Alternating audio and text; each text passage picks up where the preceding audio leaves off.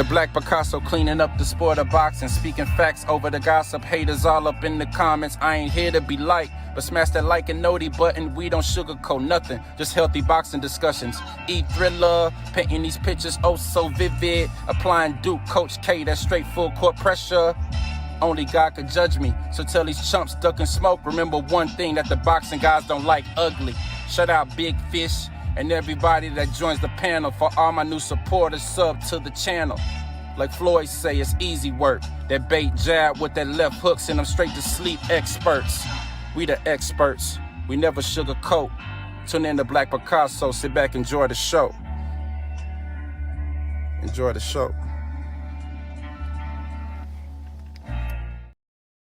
We the experts. We never sugarcoat. Tune in to Black Picasso. Sit back, enjoy the show. Shout out to my nigga Louis Country, man. Hey, first of all, man.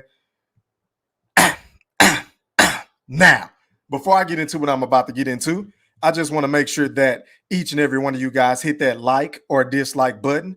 Don't forget to put some motherfucking Coach K Duke full court pressure on that sub button if you're new to the channel, and be sure to ring that noti bell so you can be notified via email each and every time your boy Thriller, aka Ham Rothstein, aka the Black Picasso, because I paint these pictures so vividly with my words on the sport of boxing whenever I feel like it. And once again, fight fans, ladies and gents, welcome back. Now, first things first, man, y'all already know what time it is. Shout out to everybody that's watching this live stream podcast on my Facebook channel, my Twitch channel, my YouTube channel, and my Twitter channel. Salute, salute, salute. Make sure y'all smash that thumb button when you pull up, and please, please ring that noti bell and smash that goddamn sub button if you're new to the channel and if you are enjoying the show. And as always,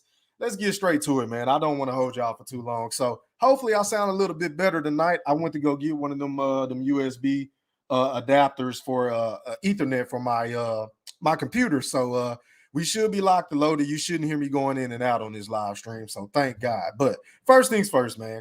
Can somebody explain to me why?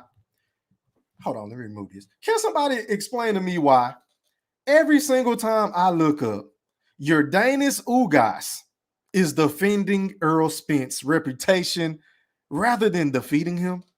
I mean, the way Ugas has been acting and talking on Twitter, he might as well not even show up to the goddamn fight with Errol Spence, ladies and gentlemen, because what is this? Like, I understand, Yordenis Ugas, that you are a champion. Congratulations. Kudos to you for kicking the great Manny Pacquiao's ass in your last bout. I mean, you probably feel like you are being slighted by fight fans around the world. And I get it. I understand it. And you also probably feel like you ain't getting enough credit, for the victory over Manny Pac-Man Pacquiao.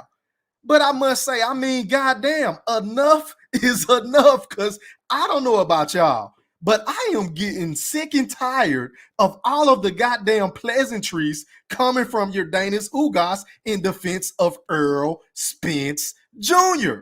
I mean, like, why is it necessary for Yordenis Ugas to come out and to defend Errol Spence every other fucking day on Twitter? I mean, is it you, or aren't you rather? Shouldn't you be getting prepared for this fight? I mean, why are you doing all this tweeting? Why are you doing all this talking?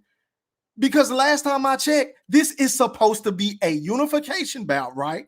For 3 fucking belts. But perhaps some of my subs were right when they say to your boy Thriller, hey, man, I think Ugas may take a dive against Errol Spence, because this shit isn't a good look by any means, man. I mean, this is a very bad look, fight fans, because, I mean, hell, Errol don't even have to say shit. Ugas is going to do it for him. I mean, Ugas is doing his best Kevin Costner impersonation by playing the bodyguard, because every time somebody sends some constructive criticism Errol Spence's way, here comes Yordenis Ugas defending that man to no end. I just don't get this shit. I mean, are you his competitor, or are you in his camp? I mean, you might as well go ahead and send your goddamn belt to one of Errol Spence's ranches or one of his condos, or I don't know where the nigga stay at. But you get the point I'm trying to make, right? Because it seems like the nigga Ugas is mailing it in. I mean, I'm just really sitting up here Like, damn, do you want us to clip Errol Spence's toenails for making a fight that nobody wanted to see? I mean, do you want us to give him a pat on the back for doing some shit that didn't nobody even want him to do? I mean, really? So I ain't trying to listen to you, or, we ain't got to be cool with the goddamn politics whenever it comes to the sport of boxing, because it's pretty damn obvious what is going on in the welterweight division, ladies and gentlemen. It's Operation Boycott Terrence Crawford to no end. I mean, Terrence Crawford can't buy a fight. He can't buy a unification fight with anybody from the PBC. So I don't understand why Yordenis Ugas keep trying to give us these goddamn sob stories, because you have the opportunity of a lifetime. So you better go out there and seize that motherfucker and handle your business against Errol Spence. That's my best piece of advice for Yordenis Ugas. But it's cool. I mean, it's cool. I get it. Ugas is a fan of Errol. Ugas, it kind of seems like to me on the outside looking in that maybe he want to be friends with Errol. Maybe he don't want to beat Errol. Maybe he want to take Errol out for drinks and shit and sing Kumbaya. I mean, I don't know at this point, man, but I just know one thing. I don't like all the, the compliments. I don't like how he's coming to his defense. It's one thing to pay your respects to a fighter, but correct me if I'm wrong. Somebody drop something in the chat. It's one thing to pay your respects to a fighter, right? But the majority of the time, don't that shit happen after a fight? I mean, you don't hear most fighters, complimenting each other before the fight and at press conference. I mean, you hear it every so often, but not like this. I mean, half the shit that Yordenis Ugas is inserting himself into has absolutely nothing to do with him. He's just a casualty of war. We are not mad at Yordenis Ugas. We are pissed off at Errol Spence, because this man has been ducking. He has been avoiding. He has been using business and the politics of boxing to avoid the kid from North Omaha, Nebraska.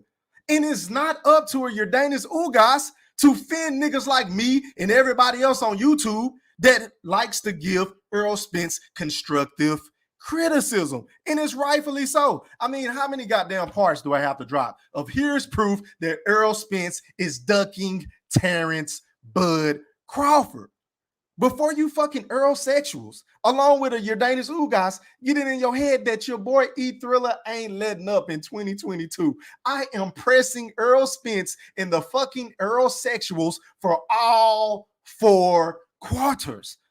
So I don't know if y'all niggas think I'm gonna slow up or slow down, or slow down the tempo, or what the fuck I got going on with this Errol Spence shit, because I'm not letting this nigga off the hook by any means. And I'm starting to direct my attention towards the Yordenis Ugas, because this nigga is really pissing me off. He's really pissing me off, because do this nigga really want to win this fight, y'all? I mean, is the fight in March? Is it in April? We are already in January, right? And this nigga is just singing Errol Spence praises and telling us this is a unification bout and this is 2 of the best. Hold on, let me pull this shit up. Hold on so y'all can see it. Hold on, I got this shit. God damn, my mouth's tripping. Hold on, y'all. I'm using my son's laptop. I'm trying to get used to this shit. Hold on, where is it? So yeah, this is what Yordenis Ugas had to say today on Twitter. He said, and I quote, "When Pacquiao came back and took the fight that I had signed against Spence, I didn't say that Spence was a coward or that Pacquiao was an old man. I humbly accepted and congratulated Spence because he would be facing a legend. Many made fun of me, but life had plans. Life had bigger plans for me. Pardon me." And then here's another thing that he said the other day on his Twitter. He said, and I quote, "I respect Bradley," meaning Timothy Bradley. Shout out to him. There's a storm. He said, "and each person has their opinion, but the champion is fighting another champion in a legitimate fight between 2 of the best welterweights in the world. Please, I hope you don't blame me because that big fight hasn't happened." End quote. Yordenis Ugas, let me holler at you, man. I just don't understand this shit. Like, nobody is blaming you for Errol Spence ducking Terrence Bud Crawford. We are just upset at how the WBA allowed for you to pay Stanionis, or allow for Errol, whoever at the PBC, to pay Stanionis some goddamn step aside money so Errol can weasel his way out of the biggest fight left in the sport of boxing that every objective and unbiased fight fan who supports my channel at least all wanna see. And hold on, y'all. It looks like I got about how many people up in this bitch? I got about 30 people up in this bitch with 16 likes. Can the other 14 motherfuckers please hit the like button or get out? Please, please, please, pretty please hit the like button. I mean, why are you even here if you ain't gonna hit the goddamn like button? Don't just be soaking up game and eavesdropping and trying to do what your nigga E-Thriller do, because most of y'all niggas can't do what I do. So go ahead and hit the like button. If you don't want to hit the like button, get the fuck out. Now back to what I was saying. But it's not your fault, Yordenis Ugas. So you don't have to come out and try to defend yourself or defend Errol Spence, because we are on Errol Spence's heels. We're not going to let this nigga off the hook just because you telling us, oh, this is a unification bout against two of the best welterweight. Well, goddamn it, guess what? We wanted a unification bout between Terrence Crawford, the #1 pound for pound king, the best welterweight in the 147 pound division. And we wanted him to go up against Errol Spence, the second best welterweight, in my honest opinion, at 147. So this has nothing to do with you. You, once again, are just a casualty of war. So you may want to stay out the line of fire, because you really don't want your boy E-Thriller, a.k.a. the Black Picasso, painting these pictures on your ass if you keep coming out doing this punk shit, defending your upcoming opponent. I just don't get it. I mean, when did the sport of boxing become so goddamn soft, y'all? It's just so soft. What AB say? Shut that soft ass shit up. I'm just sick of it. I'm sick of it. So please, Yordenis Ugas, pardon me, please. I don't want to hear nothing else from you as far as coming out trying to defend this fight or Errol Spence, because you ain't changing nobody's mind, bro. We are already on Operation Boycott Spence versus Ugas. I'm predicting that fight ain't going to do shit. I really am. I don't think that fight is going to do more than Errol Spence. I mean, it's not going to do more than Terrence Crawford and Sean Porter. I don't think so. I don't think this fight is going to sell, y'all, because people have had it up to here with not only Errol Spence, but the PBC. We sick and tired of Al Heyman shit. Hold on, let me get some water. We are sick and tired of Al Heyman shit. We sick and tired of Leonard Ellerby doing all this capping for Tank, saying he a cash cow, but whenever his numbers flop, he don't want to be nowhere to be seen. He don't want to come out and show the numbers. Him and Steven Espinoza, Floyd Money Mayweather want to go on these fucking European tours in Abu Dhabi and all this other shit. You understand what I'm saying? He want to come back and fight a YouTuber to balance the checkbooks. We done peep game. We are sick and tired of this shit. You guys have way too much talent at the PBC not to be giving us the fights that we want to see. That's all we saying, man. So if it's a Thurman versus Barrios for $74.99, I mean, are you kidding me? Are you kidding me? Whatever happened to these fights being on free TV? I mean, I remember when Keith Thurman versus Sean Porter was on free TV. I also remember Keith Thurman versus Danny Garcia on free TV. You understand what I'm saying? And those are way better fights than the goddamn Tank Davis versus Isaac Cruz, or a fucking Keith Thurman versus Mario Barrios, Luis Ortiz versus that Charles Martin, whatever his name was. You understand what I'm saying? Andy Ruiz versus Chris. I mean, are you kidding me? Are you kidding me? But let me go to the comment section, man. Hold on. Let me see what y'all talking about. Let me take this shit off the screen. All right, starting from the top. Hold on, y'all. But before I do that, make sure y'all smash that like button. Please hit that like button. I got 24 people in here with 18 likes. Please hit the like button. Please, please, please. If you ain't gonna hit the like button, please get out. I just don't get the shit. But let me start at the top. Hold on. Let me see. Damn, fucking mouse. Hold on, y'all. I'm trying to get you. All right, here we go. All right, so let me start for the top.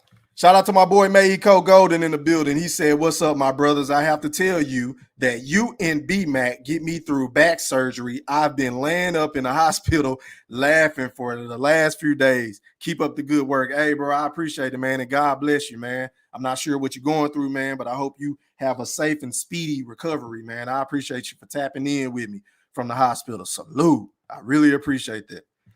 Shout out to my boy Malik RVA. I see you, man.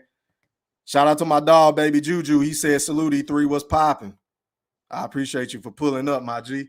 Shout out to my boy WJ Luckett, man, one of my most loyal supporters on YouTube. Salute. Was popping. Oh, shout out to Boxing Fans Talk TV. Miss T was popping. She said salute. Was popping. I heard you earlier. You was cooking earlier. I really appreciate that video. I'm gonna have to go back and watch the rest though. Salute to Miss T. Make sure y'all go sub up to Miss T right here. Boxing Fans Talk TV. Make sure y'all do that. Shout out to my boy Poetic. I see you. Salute. Hey, yo, shout out to my nigga D-Town Blaster for that $5 super chat. He said, woo, woo, woo, woo. Sophie 3 in chat, Heyman and the PBC got Ugas hoe ass talking that BS. He know damn well he don't want to be spewing that shit. Facts. Big facts. And you already know I got to hit you with the D-Town.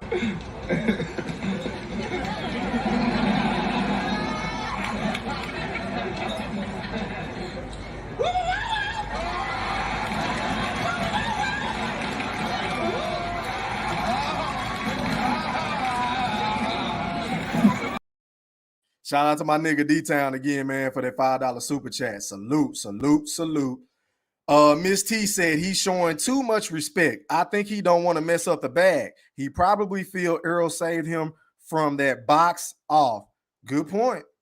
Good point.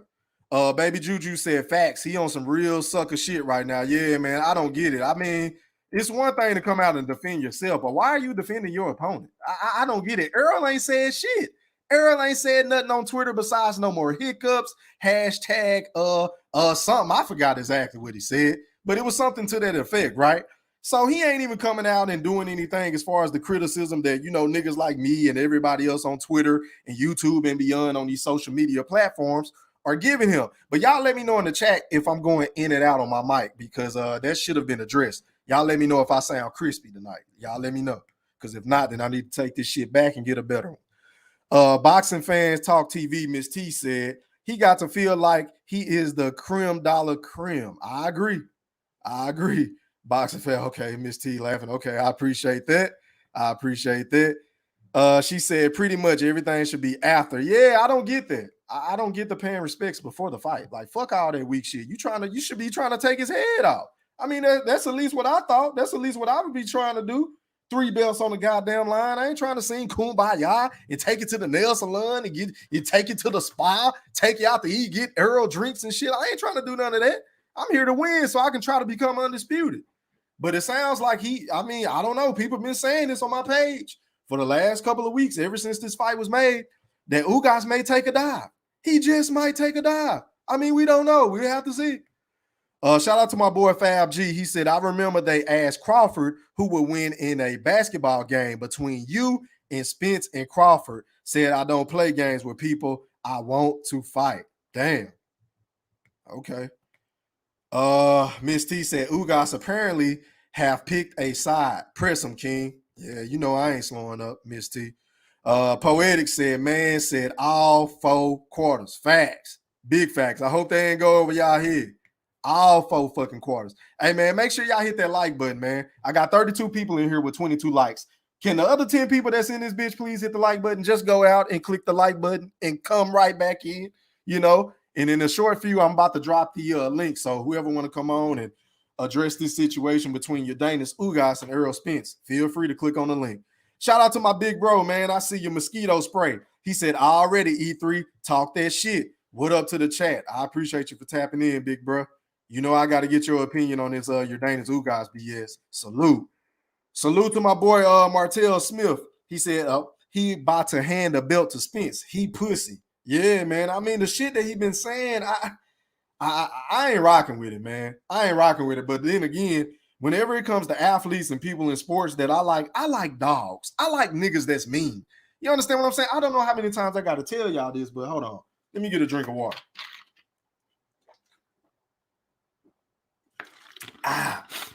Pardon me. I don't know how many times I got to tell y'all this, man, but for those of you who, you know, may be new to the channel, might be in the chat for the first time, Kobe Bean Bryant is my favorite athlete of all time.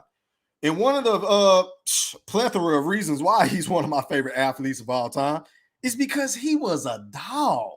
He was a dog. He wasn't trying to be nice. He wouldn't talk to his opponents. He barely even talked to his teammates. He coming to rip your head off. He can have 20 points. He going for 30. If you get 30, he going for 40. I mean, he is just trying to step on your chest and your throat to get to whatever point he's trying to get to. And he didn't give a fuck who liked it. And that's why the media and most fans hated Kobe. But I love Kobe from day one. You understand what I'm saying? So I don't like all the friendly shit. I mean, this Ugas shit right here reminds me of LeBron James. And LeBron is my guy. I love LeBron, and I'm a big-time Laker fan. But I don't like LeBron being all cool with the opponent, smiling and cheesing and dapping up. I'm old school, man. I mean, my era, I'm an 80s baby. My era is different, man. I grew up watching dogs. You know, like Allen Iverson, Kobe Bean, Vince Carter, T-Mac, Ray Allen. You understand what I'm saying? Big Glenn Robinson, big dog. You understand what I'm saying? I grew up watching niggas like that. Reggie Miller. You hear me? So I don't like all the friendly shit, man. That's just my personal opinion. But salute. Hold on. God damn, my mouse. Hold on. Shout out to Jay Cooley, man. What's popping? I see you. Shout out to my boys in the UK, Toby Bartlett. I see you. He said salute, E-Thriller in the chat. What's popping? Yeah, Martell, man. I just don't get it, bro. I don't understand why it's so hard to hit the guy. I still got 8 niggas in this hole that ain't hit the like button. They ain't even hit the like button. There's 33 people in this bitch. I got 25 likes. I mean, I just don't get it. But it is what it is. Shout out to Vincent Coleman. He said, salute, fam, in the chat. Hit that like button. I appreciate that. I really appreciate that. Miss T said, you ain't got to go home, but you got to get you already know the rest. Salute. Toby said, just hit the like on the way in. Others, please do the same. I appreciate that, Toby. I really do.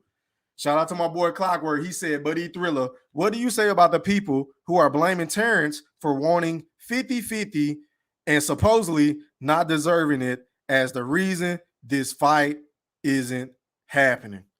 Well, Clockwork, that's one hell of a question, my brother. And this is my rebuttal to you and to those individuals. You didn't say that. Tell me you did not just say that. That's how I feel. I mean, tell me these niggas are not saying that bullshit. I mean, so it's Bud's fault for wanting 50-50. I mean, he gave Mikey Garcia 50-50. He gave Sean Porter 50-50. Ain't neither one of them motherfuckers, God bless them, they're good fighters. They're not great. They're good. They have not done anything, and I repeat, anything on the level of which a Terrence Bud Crawford has. So why would Bud settle for crumbs? And then when you think about it, now I'm thinking about it as I'm talking, Danny Garcia got 60-40 with no belt, and he had never been on pay-per-view. So what sense does it make for Terrence Bud Crawford to work this hard, going from one weight class to the second weight class and to his third weight class to get to this position, to take a back seat to a nigga that ain't done shit compared to what you have done? I mean, really?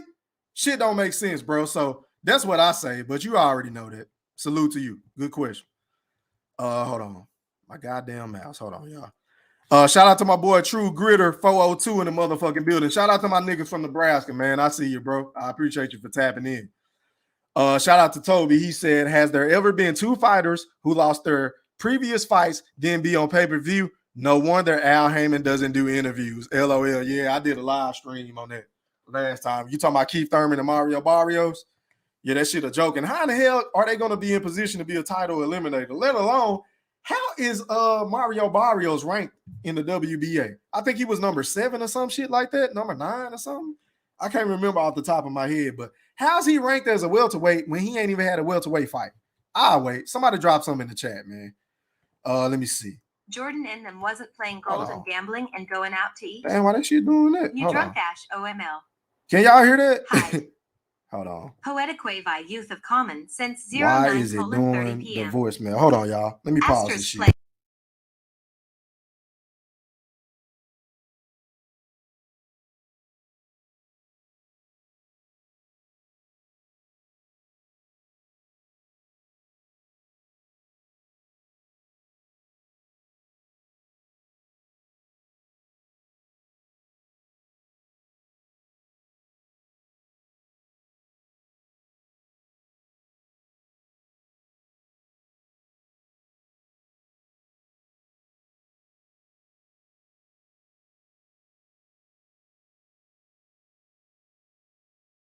My bad, y'all. I pressed something and had that shit reading out loud. My bad.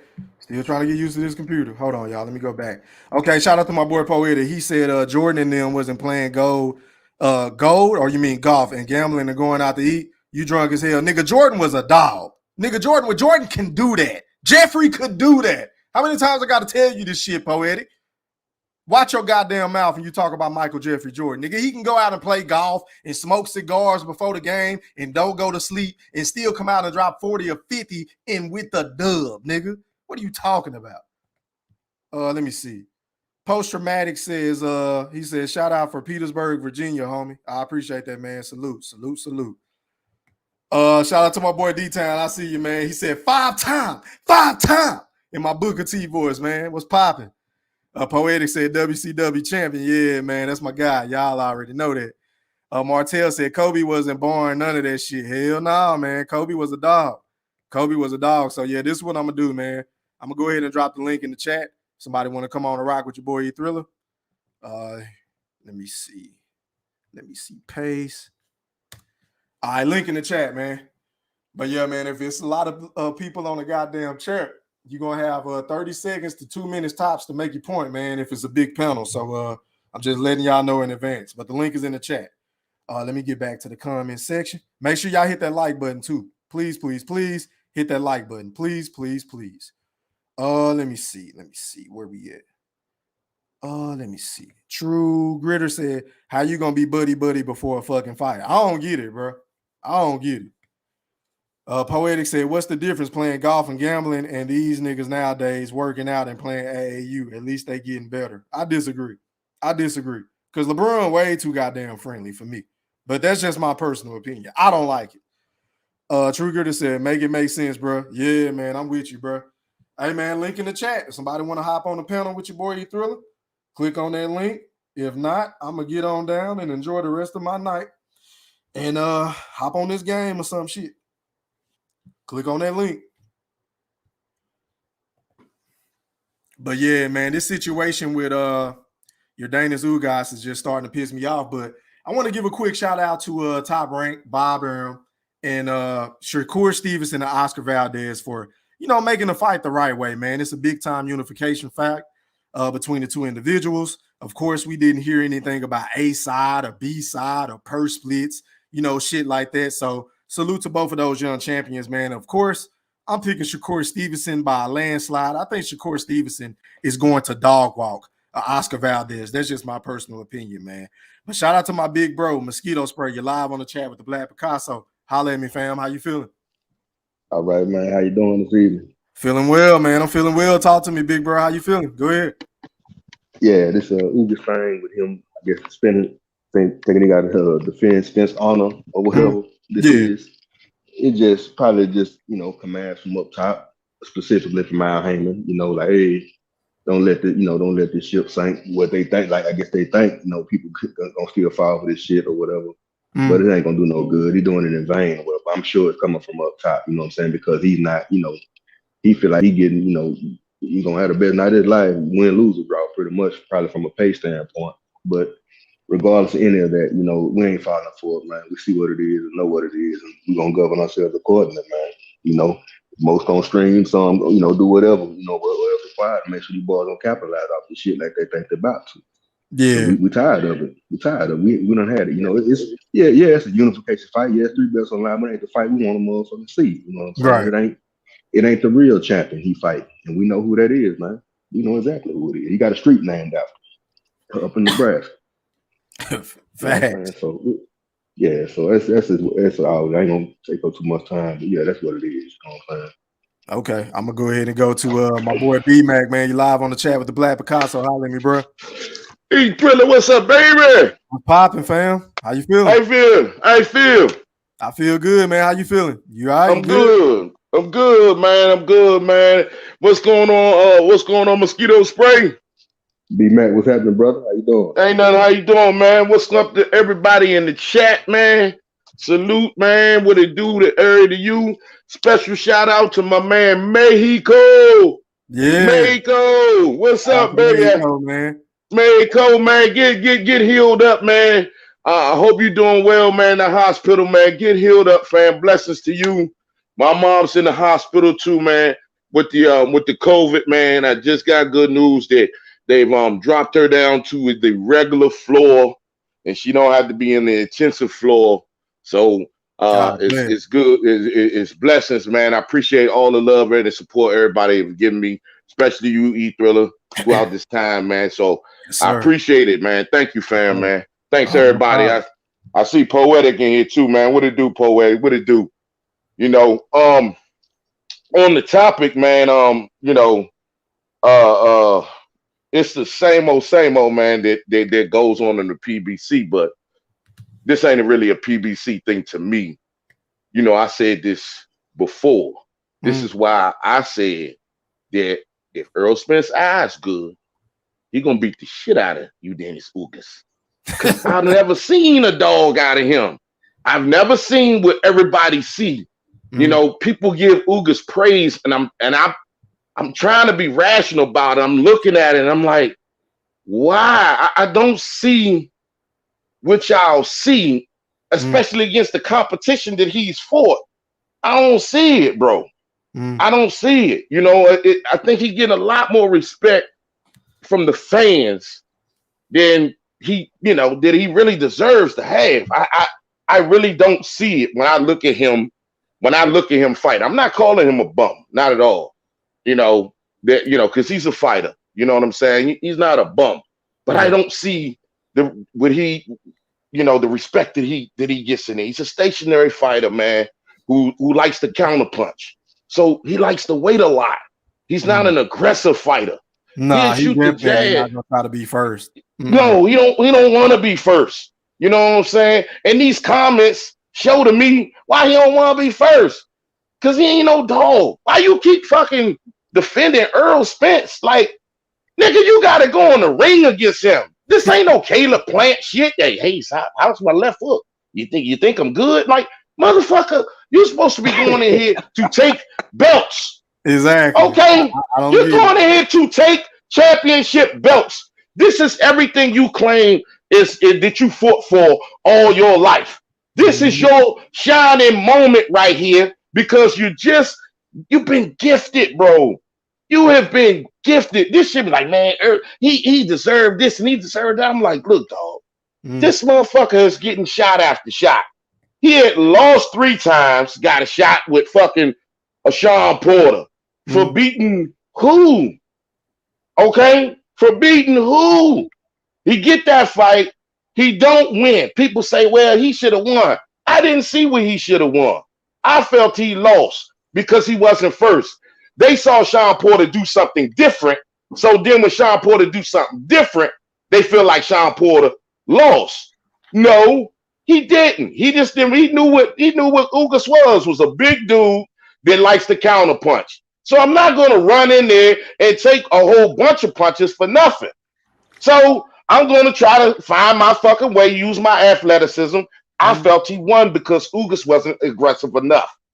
After that, though, he comes right back and he beats what? Emil Ramos and fucking Omar Figueroa. And did you see Figueroa that fight? I mean, for a welterweight, this nigga had love handles and shit. And I'm like, really? Nigga, really? You got love handles at 147?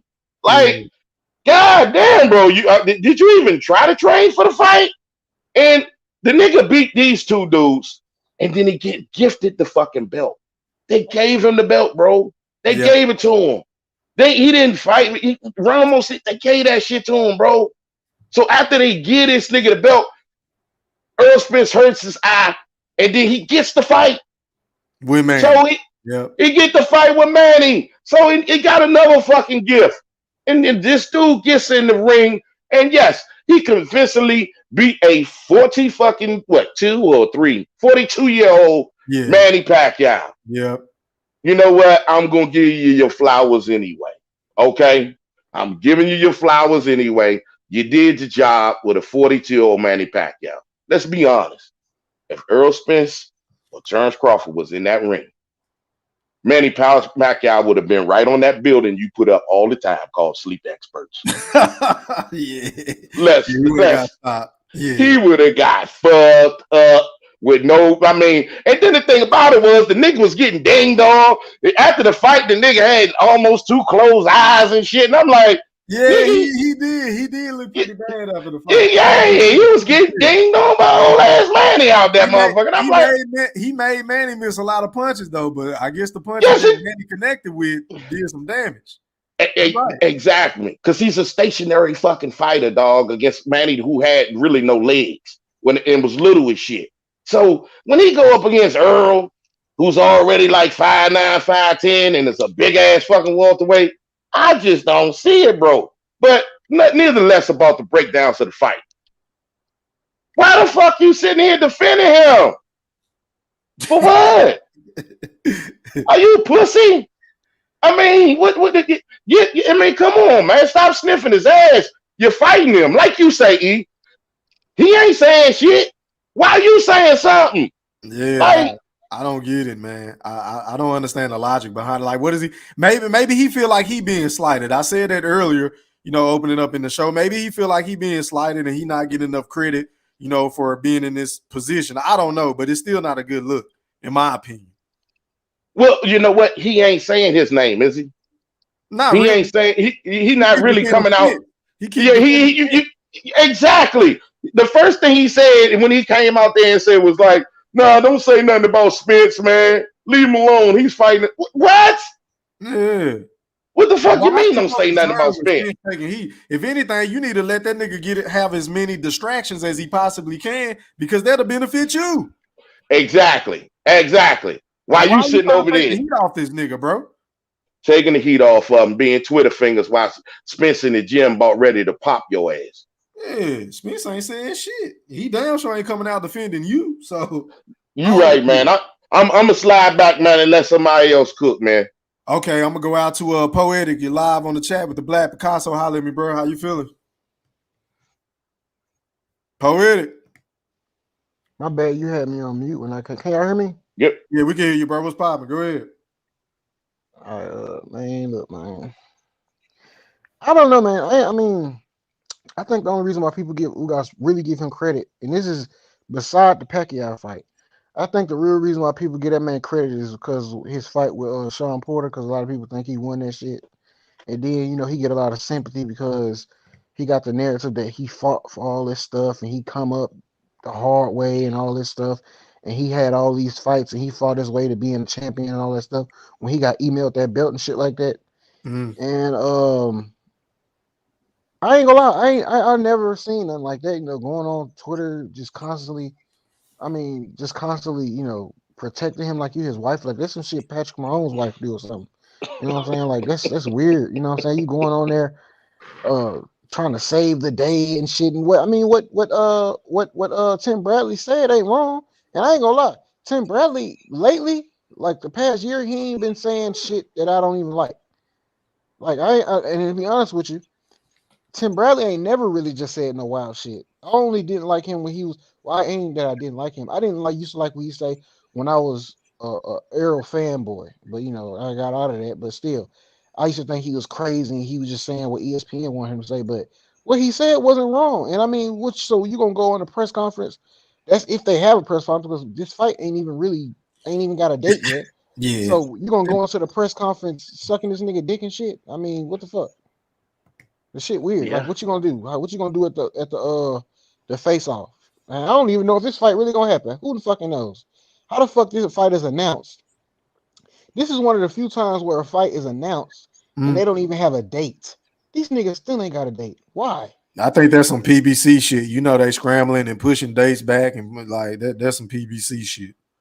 Well, I don't know what it is. I mean, it ain't really no big fights planned, so it ain't like y'all gotta push the date back so your fight can get more views and shit. But I mean, if Errol supposed to be this big motherfucker, you shouldn't need shit and all that shit. You know what I'm saying?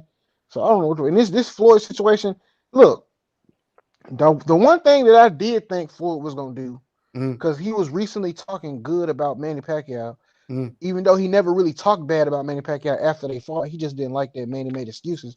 But I thought that him and Manny was probably gonna have an exhibition at somewhere down the line, just to do that shit. You know what I'm saying? Just to get some money, just to do. Because I think that would have been good if they had like exhibition, like maybe a few years from now or something. You know, that'll He be nice. said something not too long ago about him and Manny playing basketball together. Yeah, I forgot where it was. It was about a month or But two ago. Something yeah, like but that. he fight. What he Go ahead, finna fight some fucking YouTuber I've never seen in my fucking life. I mean, even the Paul brothers. I had glanced at their channels a little bit and like KSI. I seen I seen the niggas before. You know what I'm saying? But this who the fuck this nigga? It's like they. This is no disrespect to any of them people over there. I'm just saying. It's like he went in the Middle East and found some random young dude and said, "Look, we finna fight." That's what it looked like. Yeah, I think that dude is real popular though. If I'm not mistaken, he like some big Man, YouTuber or some money kicks or so. I think Yeah, yeah. I think I done seen a couple of his videos. That hey man, that dude got some cake. He got some money. well, I guess them people in them countries gonna buy it because ain't no way in hell anybody in America gonna buy that shit. Nah, we not falling for the okey doke, Floyd. I love Floyd, but no, sir. Yeah, I love Floyd, but you know, I'm a damn sure watch it, but I ain't gonna buy it. Nah. I probably ain't even gonna watch it, to be honest with you. I don't care. I probably I'm watch gonna the watch post it. fight. I'm not gonna lie. I'm gonna But watch though I am gonna watch the post fight press conference to see Floyd talk shit to all the fans and media though, like he did the last time. it. Yeah. That shit was funny. Yeah, you know Floyd gonna do that. Yeah. And what's up? Who in here? What's up, B Mac and who else in here? We got Bold up in here. We got mosquito spray. What's up? What's up, Bold and mosquito spray? I don't really care about What's E3. happening, You know man? what I'm saying? I ain't gonna say what's up to E3. Man, what's up, man? I said something to you earlier, man. I guess you didn't hear me, but it's all good. What's up? I was on mute. I was just letting Yeah, y'all know it's all good. What's up, fam? What's up? I'm good. Your situation getting better. You know what I'm saying? I prayed for y'all Appreciate again, I think a few days ago. So, Appreciate it. Yeah, man, that's good. That's a blessing, man. You know, Yes, y'all sir. got a second chance at life. You know what I'm saying? Don't go get into no shit. All right? Man, hey, I don't never get into the shit, man. You know, it come for you. You just got to do it when you got to handle it when it get there. You know, I stay in the slow lane. Yeah, I ain't gonna lie though. I did have coronavirus before it came out, like 2 months before it was announced. I didn't know what the fuck it was, but after it came out, when I started seeing the symptoms and how people on everything on my life, I had that shit for. Yeah. So yeah, I ain't been getting sick or nothing either, you know what I'm saying? But still, I ain't I know I had that shit. Yeah. So I guess I got the antibodies or something. I don't know. Yeah, that shit dropping like Jordan every weekend, man. It's a new coronavirus. Every time I'm gonna get back to him when we let everybody chop too.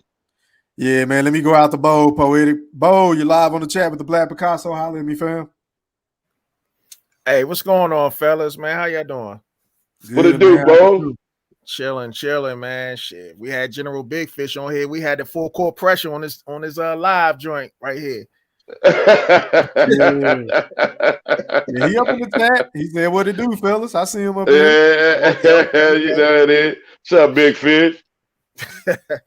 Nah, but yeah, that's kind of crazy what Ugas is doing, man. He taking up for him, man. Maybe getting paid some step aside, you know what I'm saying, chats to put out to protect Spence or some shit like that, man, because this shit look real suspect. I mean, if Errol Spence not, you know, defending himself, I don't know why he's defending him. Like, to me, I just don't understand that whole situation, man. And to be honest, like, I know y'all said, like, Ugas, you know, y'all don't think he could move, man. I think Ugas is a little bit better than what people give him credit for, to be honest with you. Like, me personally, I personally thought he beat Sean Porter in that fight. I mean, he dropped him. It was just a drop that the referee missed. I don't know how he missed it. I agree. He was looking right at it. You know what I'm saying? But I just think with Ugas, he could punch in between punches. Like when they trade like that, he could catch people like that. Because with Manny Pacquiao, granted, I understand Pacquiao was past his prime, but Pacquiao was still fast. You know what I'm saying? And he was catching Manny between punches. So he's pretty good at that. Now, if he sit there and he waits for Errol Spence, you know what I'm saying, just to counterpunch, then he's going to lose. I think he has to be a little bit more aggressive towards Errol Spence to make it a fight, because to me, I don't think Errol Spence could fight going backwards. That's just my he can't. He can't. No, he can't. That's his best bet to me. I think he got to try to back Earl up, man. He's gonna have to go toe to toe with Earl. He's gonna be playing with fire, but I think that's his best chance of winning. But when that's his style, though, that's the only thing. It's not. but he's very flat footed, and he gonna stay in the pocket with him, B-Mac. So Yeah. That's what I'm saying. I don't think he can beat the pocket game with Errol Spence. I mean, he got to be aggressive, and that's not. I don't see him being aggressive. That's my thing. He's never been aggressive. But I'm sorry, Bo. I didn't mean to cut you off. Nah, that's all. That's all I had. okay, that's all you had, Bo. Go ahead, B-Mac. Go ahead and cook, bro. No, it was somebody else, wasn't it? Wasn't it somebody else? Nah, I think that's everybody. I got everybody. Oh, that was everybody. Hey, B-Mac. Yes, sir. I'm gonna give you a quick rundown on the Ugas Spence. Like, I guess Yes, sir. opinion on how the fight could go. Yes, sir. See, the thing with Ugas, yeah, he is a heavy-footed fighter. You know, he's not gonna get up on his toes, dance like Ali or Sugar Ray Leonard and nothing like that. But Right. what he can do, what he learned in that Cuban boxing school, he could take half steps back. He can step around and give angles, create space to counter Spence because he's a counterpuncher by nature anyway. But if need be, he can walk forward because of familiar like how Mayweather when he fought Canelo. About round 5 when he started walking Canelo down, Canelo was just confused, didn't know what to do. You know what I'm saying? Just because of a lack of intelligence, he had to back up. He didn't know what to do. He wasn't getting hurt, and he couldn't defend himself against. Yeah. It was just too. You know what I'm saying? It could create that kind of situation where every time Spence throws, because he's gonna lead with that jab every time. If he getting counted, he might start putting his hands in his pockets. He might start doing things different. That's when Ugas start walking him down. You know, not just come out and be try to, I'm gonna outmuscle you from the gate. Now he can outbox him early, then set up the big stuff later on. Man, Spence, like I say, he can't fight going backwards. And if he keep walking in the opposition, coming forward, getting hit, he could. You got to see how it's gonna go. And then the eye situation, we don't know what that is exactly. So it's a number of I factors, definitely man. said that. Yeah, I'm sorry, Mr. Go ahead. I'm sorry. Yeah, you good. But yeah, I think it could be a very competitive fight, man. It just depends on it's some questions that got to be answered, and they'll be answered, during the fight or whatever. So, but I think Ugas has a chance. I don't trust Spence outside the ring. You know what I'm saying? Oh no, absolutely. And eventually that's going to catch up to him, man. And who knows? It might happen on that night. Because everything's set up for Ugas. He want to go to that next level. He want to take Spence position. You know what I'm saying? And what better way to do it than to beat him? He'll make me feel a hell of a lot better though, mosquito spray, if he just shut up and do it. Yeah, I don't like how he's coming out and maybe I don't know. Maybe this is some sort of gamesmanship. I don't know. But that's one of my points too. I don't know. That's one of my points too, is that I don't see that dog to be aggressive. That's something you just can't just turn on fight night. And when you say outside the ring, you make some valid points in reference to Errol Spence outside the ring. Okay. But right now, look how Ugas is walking outside the ring. It don't seem like he focused on the fight at all. He focused on the fans and Twitter. You better get focused on the fight, because aren't you supposed to be fighting in April? It's January. Yeah, but you got to get in mode right now. This training camp mode. You got to get in mode. Everything is online right now.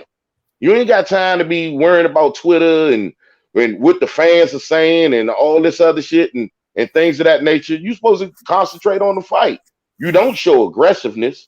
You always, laid back. So I don't trust him either. So you're right. You have valid points, but we're going to see come fight night, what exactly does happen, because I don't trust Ugas either.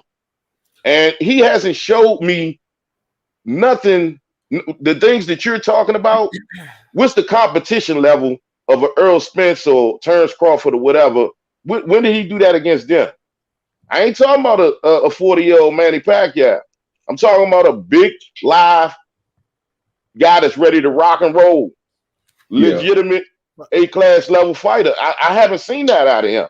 I've seen him get rocked by Amor Ramos. But the guy that had a life and death struggle with, Sean Porter, Ugas, like I said, I felt like he won the fight against Porter. More clearly, more wider than Spence won his. Well, he didn't win. and I don't think he did. Yeah, You know, Yeah, I mean, I feel like Ugas won that fight, B Yeah, man. I And then thought Ugas then won. they yeah, that's didn't count the fine. I knockdown. did too. What round was Yeah. that? What round was that, Bo? When he knocked him down, but they didn't count it. The last I round. forgot was it the last round? Oh, okay. Yeah, Bro, it was 12 rounds. clearly a round. knockdown, bro. Clearly a knockdown. And the referee, I believe they missed that knockdown too. So that I believe they missed that definitely let knockdown. him edge him out, bro. I think he beat Porter in that fight, in my opinion. That's fair enough, man. We can all and agree to disagree. He outdogged Porter in that fight. That's why Porter had to go and start fighting. That's the problem. I don't see the outdogging though. Where did he outdog him? Because all he did was stay back and counterpunch and then put his hands up. I think it was he put his hands up of how Porter was fighting, because Porter don't normally fight that way. So exactly on the inside, Ugas was tagging his ass up to the body. Yeah, he didn't like them body shots, B man. So he was counterpunching. He was right. he was counterpunching. Game plan. But he didn't. Ugas edged him out. That's sitting back and putting your hands up, thinking you was doing something, and you were just waiting. Nah, this is the thing, man. It's like yes, sir. Yes, sir. Early in the rounds, right? Sean Porter was trying to do that football, that football technique. Still. Ugas was tagging him up. That's why, like Ugas actually hurt Sean Porter. That's why he just started boxing. You're like, shit, I can't get in there and do my thing like him. I'll tackle the motherfucker, but I can't do it. This dude hit me back. Yeah, that's good. I mean, that's what you ain't supposed to do the same thing if what you're doing ain't working. You're supposed to do something different, and he did. So what did Ugas do differently? Nothing. All right, B Mac, check it out. You said that you didn't see anything that showed you that Ugas was, I guess, from a physical standpoint, a psychological standpoint, that Ugas was a dog. I'll tell you what I saw in that fight, man. From about round 2 or 3, from that point on, Ugas had a mouthful of blood. And to see him walking forward and loving that shit, you know what I'm saying? From the standpoint of a fighter, from a psychological standpoint, you know what I'm saying? You got a man, you busting him up a little bit, but he's still coming forward doing his thing. You ain't, he telling you, he egging you on, waving you in, and walking towards you behind a stiff jab, the whole night. Ugas did some nice things that night, man. You gotta. I don't know. No, I'm not calling him a bum. No, I'm not calling him a bum, but I feel y'all giving him too much credit. That's all I'm saying. I'm not calling him a bum. I'm not saying he's not a good fighter. I'm not calling him a bum. It's a difference between being a fighter and then being a dog where you're a warrior. Every fighter is not a warrior. Everybody's not a dog. Everybody just ain't a dog. That don't mean that, oh, well, he's a bum and he's soft. I ain't calling Ugas soft. I'm not. I ain't saying he's soft because he stepped in the ring. You a man. But at the same time, just because you step in the ring as a man, that don't mean you got dog in you all the time. Me personally, I haven't seen it. Now, if he bring it out against Spence and make it do what it do, and I'm wrong, hey man, all power to him. I come back and I say, look, I'm wrong. But he showed it to me. You know what I mean? Once if he does beat Spence, they're gonna say, well, Spence was in a car accident. Spence had an eye. But you know what? Yeah, that's them fanboys, man. I ain't going for that shit. He go out there and beat Spence. And like I said, if he get hit in the eye and Spence do something where it's like, oh shit, my eye fucked up. Because I said this is all predicated on if his eye's good. We don't know if his eye's good or not. But if his eye's straight, I think he's gonna beat the shit out of Ugas. If his eye ain't straight, then he obviously ain't ready for nobody. But if his eye's straight and he get his ass whooped, guess what? Look, he get his ass whooped. If he lose, he lose. I think the key to the fight, in my opinion, is will Ugas be able to take away Spence's jab? If he can find a way to take away Spence's jab, that lazy, flimsy ass jab he be throwing out just to get on the inside, I think he can pull off an upset, B-Man. Hey, I ain't mad at that, man. I ain't mad at none of y'all that think differently, man. I ain't mad at y'all at all. I will say this, and I'm giving Spence credit when I say this. It is amazing that he does land the jab at the frequency that he does land it, because him being the southpaw, fighting predominantly right-handed fighters, majority of the time, the jab nullifies one another. Either catching it, jabbing over the top, or just catching it and stepping around because you want your lead foot on the outside is with the goal. Mm-hmm. And the fact that he's landing his jab like he is on, predominantly right-handed fighters that says something. You know what I'm saying? It's not easy to do. It ain't gonna land as frequently or as easily as a right-hander hitting a right-hander or a southpaw hitting another southpaw. So the fact that he's able to do that is he does have a good jab. I'll give him credit for that. But he just throws it to get in. You know what I'm saying? He leads with it. He doesn't do other things with it. You know what I'm saying? He doesn't switch up the speed or the level or the height of it. You know what I'm saying? It's just he don't. He kind of use it as like a try to pin you on the ropes tactic to get into your body. Yeah. That's what I think. Yeah, because he started doing it a lot against Kell Brook when he was down on them cars. He just started bulldozing his way in to get physical. But it's effective against a stationary fighter, in which Ugas is. That's what I'm saying. It's not like when he fought Sean Porter, and Sean Porter's an athletic fighter who moves around. And and he couldn't have his way like that. And that's the difference to me. That these guys like that he's fought before Sean Porter, you gotta think about it. Look at it. All those guys, man, his whole fucking resume was guys that's gonna stay in front. They really didn't have movement. The dudes that had movement was Sean Porter. That was it. That was his worst fight. And Kell Brook had some movement, and he had a lot of problems with him. And Kell Brook had a mean jab on top of it.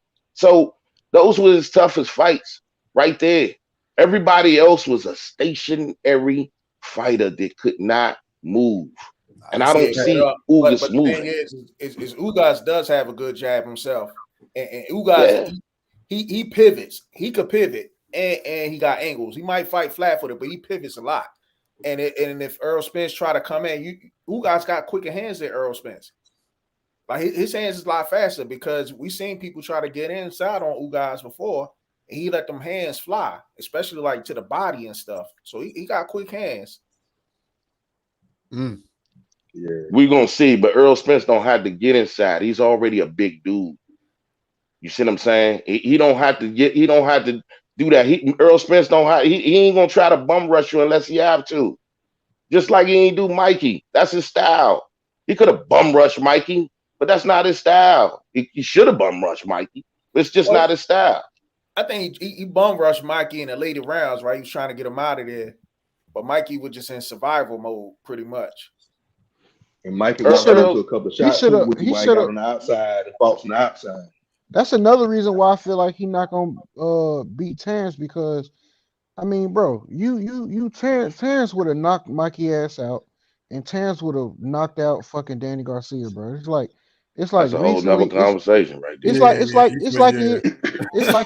It's like in Errol last year. Now I understand the Porter fight because Porter just wasn't going. But I mean, it's like in his last fight, it's like this man, he can't knock nobody out. He can't put nobody on their ass, really. It's like, but and I believe that the fights that he's had recently, Crawford would knock their ass out. And I just feel like Errol can't come in. Like, let's say Errol and Crawford fight. Let's say Errol is up on the cards, like in the 7th round. Where he gonna start taking a break like he do against everybody else in the middle rounds, and then try to pick it back up in the later rounds? Man, Terrence gonna fuck him up, dog. Because Terrence gonna come forward. I don't think Terrence gonna step back off Errol. Yeah, I think you talking about a whole. You talking about another fight, though, Poetic. We was breaking down Ugas versus Errol Spence. How do you see that fight playing out? That's the fight we was talking about, bro. Go ahead.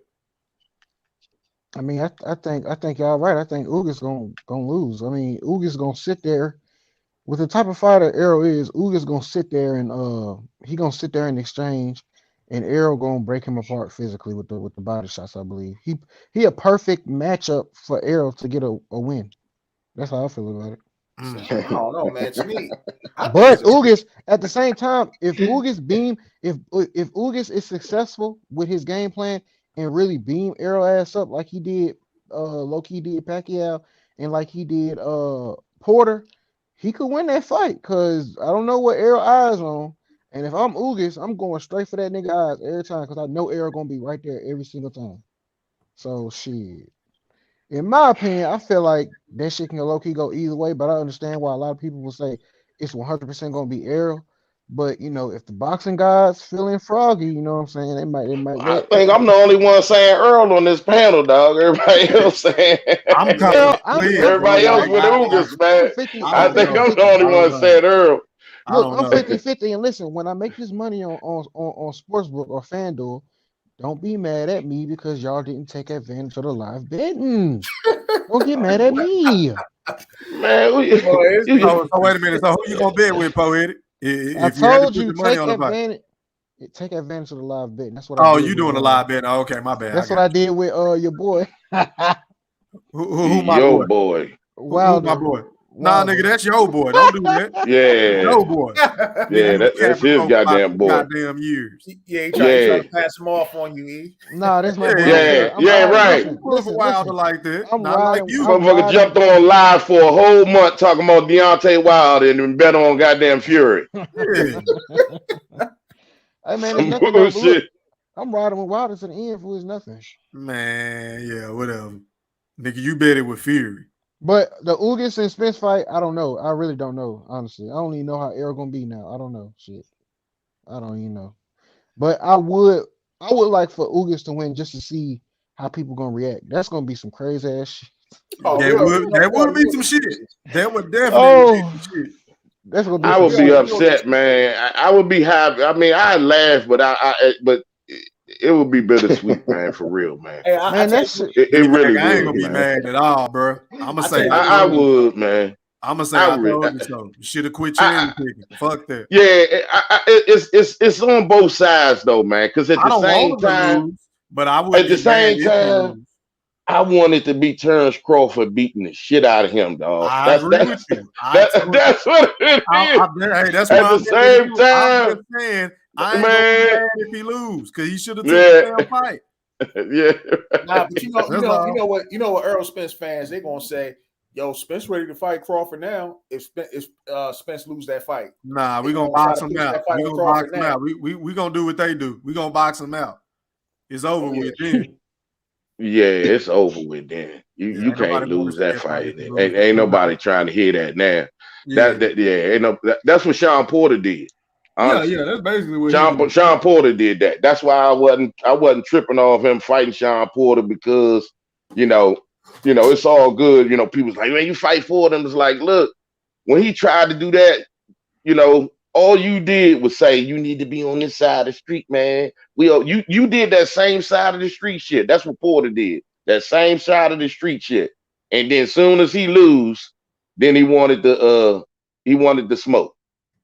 You Yeah, know, he wanted to smoke, man. I was like, totally. okay, man, you ain't have to say that. You know what I'm saying? It's like he was a champion. If Bud didn't have a belt, then I can understand what you're saying. But Bud was a champion too.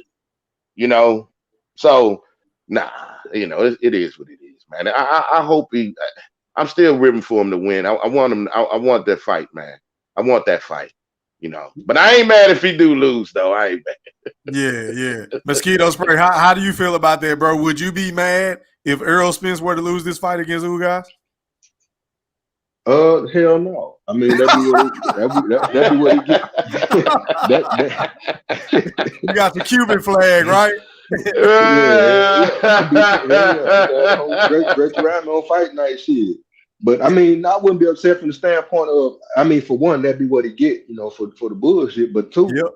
I think Crawford still wasn't going to beat the shit out of him because he wouldn't have no belt then. He'd probably be desperate.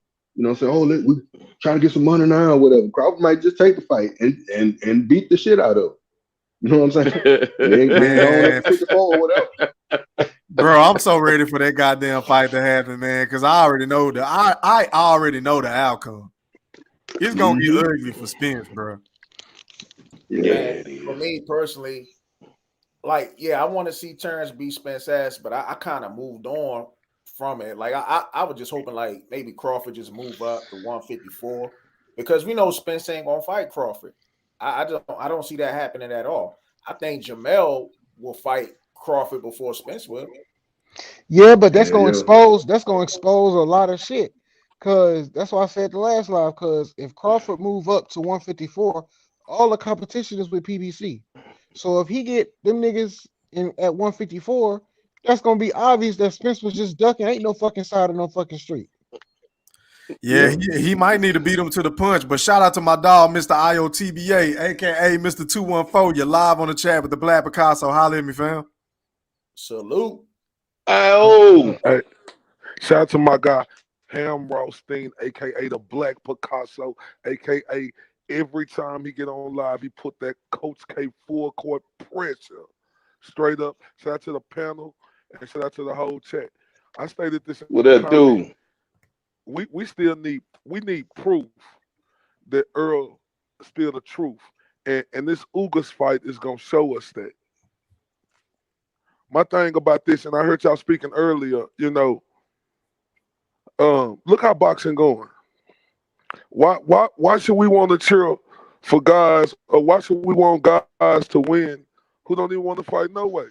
What good is it gonna be for the sport of boxing if Errol Spence win this fight? Because we all know that he ain't been trying to fight Terrence Crawford. That's just facts. This ain't subliminal slugs thrown at him. It's just all the actions we done seen out of this guy. And I think it's ridiculous. So when people say, we don't want him to lose, what good is it for him to win this fight? Because even if he win, he still ain't gonna get no problems. And I want to say one thing right here. Man, y'all got to understand, styles make fights, right? And Ugas' style is a motherfucker. As Terrence Crawford. That's his last loss he took in the World Championships. So with Ugas being where he at as champion, it's proven because that same guy in Terrence Crawford, who we look at 1-2 pound for pound in the world, that was his last loss. Good point. Maybe we underestimating Ugas. I don't know. Yeah, I think a lot of people underestimate Ugas the Black Picasso because you got to understand when you come off a high like he did and beating a Manny Pacquiao, Ugas was always trying to make his mark in the sport of boxing. He tried to do that against Sean Porter. And shout out to Kevin on the panel. He brought this up. We was chopping it up in the chat. He said, man, they gonna rob Ugas, right? He say PBC ain't gonna allow Ugas to win that fight because guess what? Ugas don't bring no money. But that was a great point Kevin said. But let me get back on this with Ugas. Like, look at the high he come off of, beating Manny Pacquiao. This dude getting more attention than he ever got in his career. This guy right here is hungry. And when you hungry and you like that taste, that feeling, that's gonna be hard for to think this guy just gonna come in there and lay down. Like I said with Errol Spence, I don't know.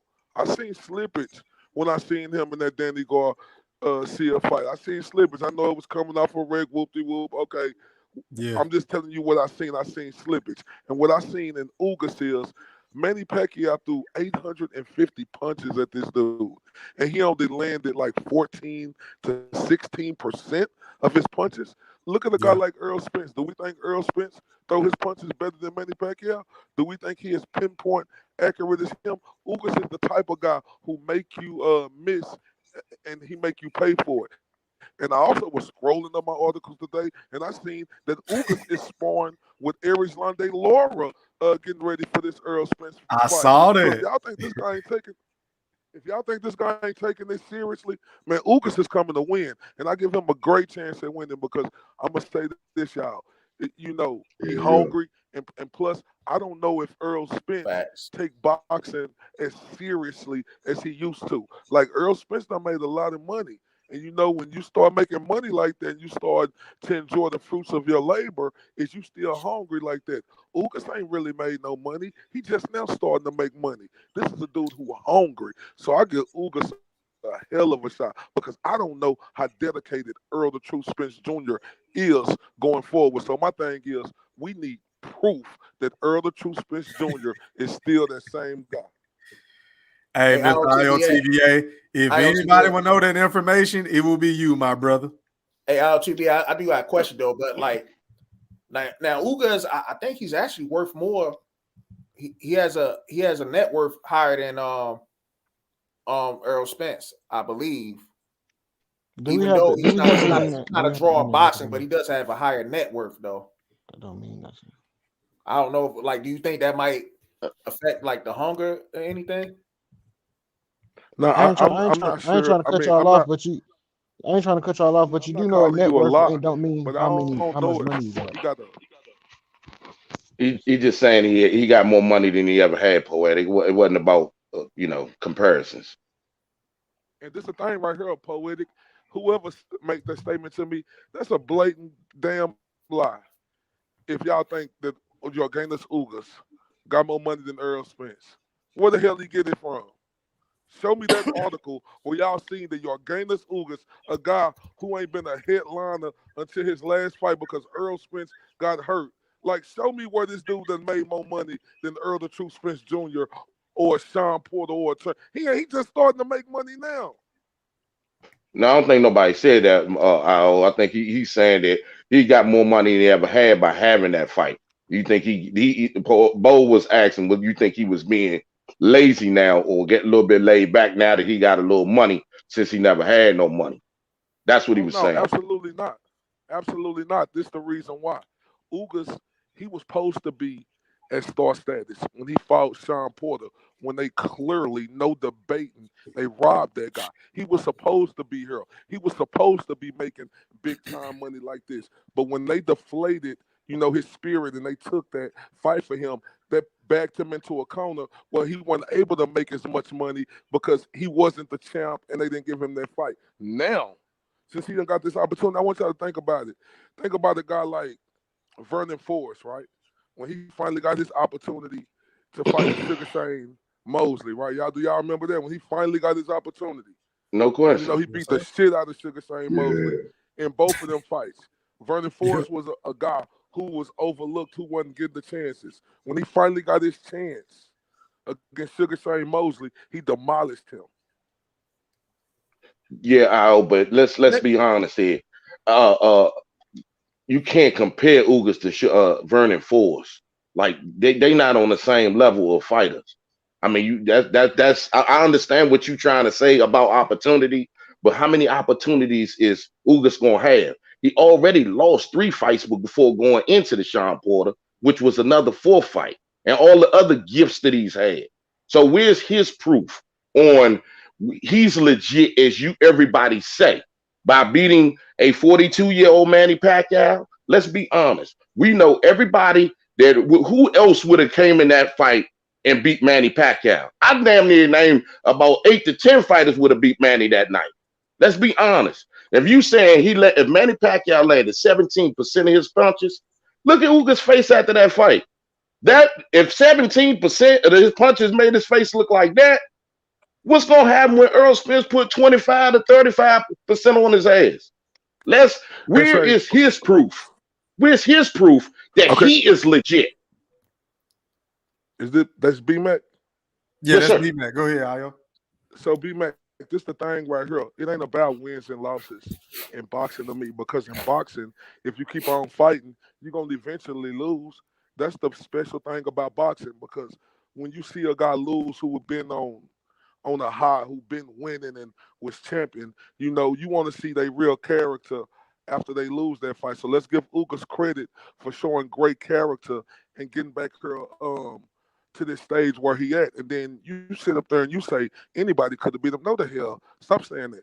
You saying that now. I didn't say anybody. I said I could name about 8 to 10 guys. I didn't say anybody. Hold up. Yeah. Hold up. You said you could name 10 people who could have beat Manny Pacquiao. Then stop lying. Stop it.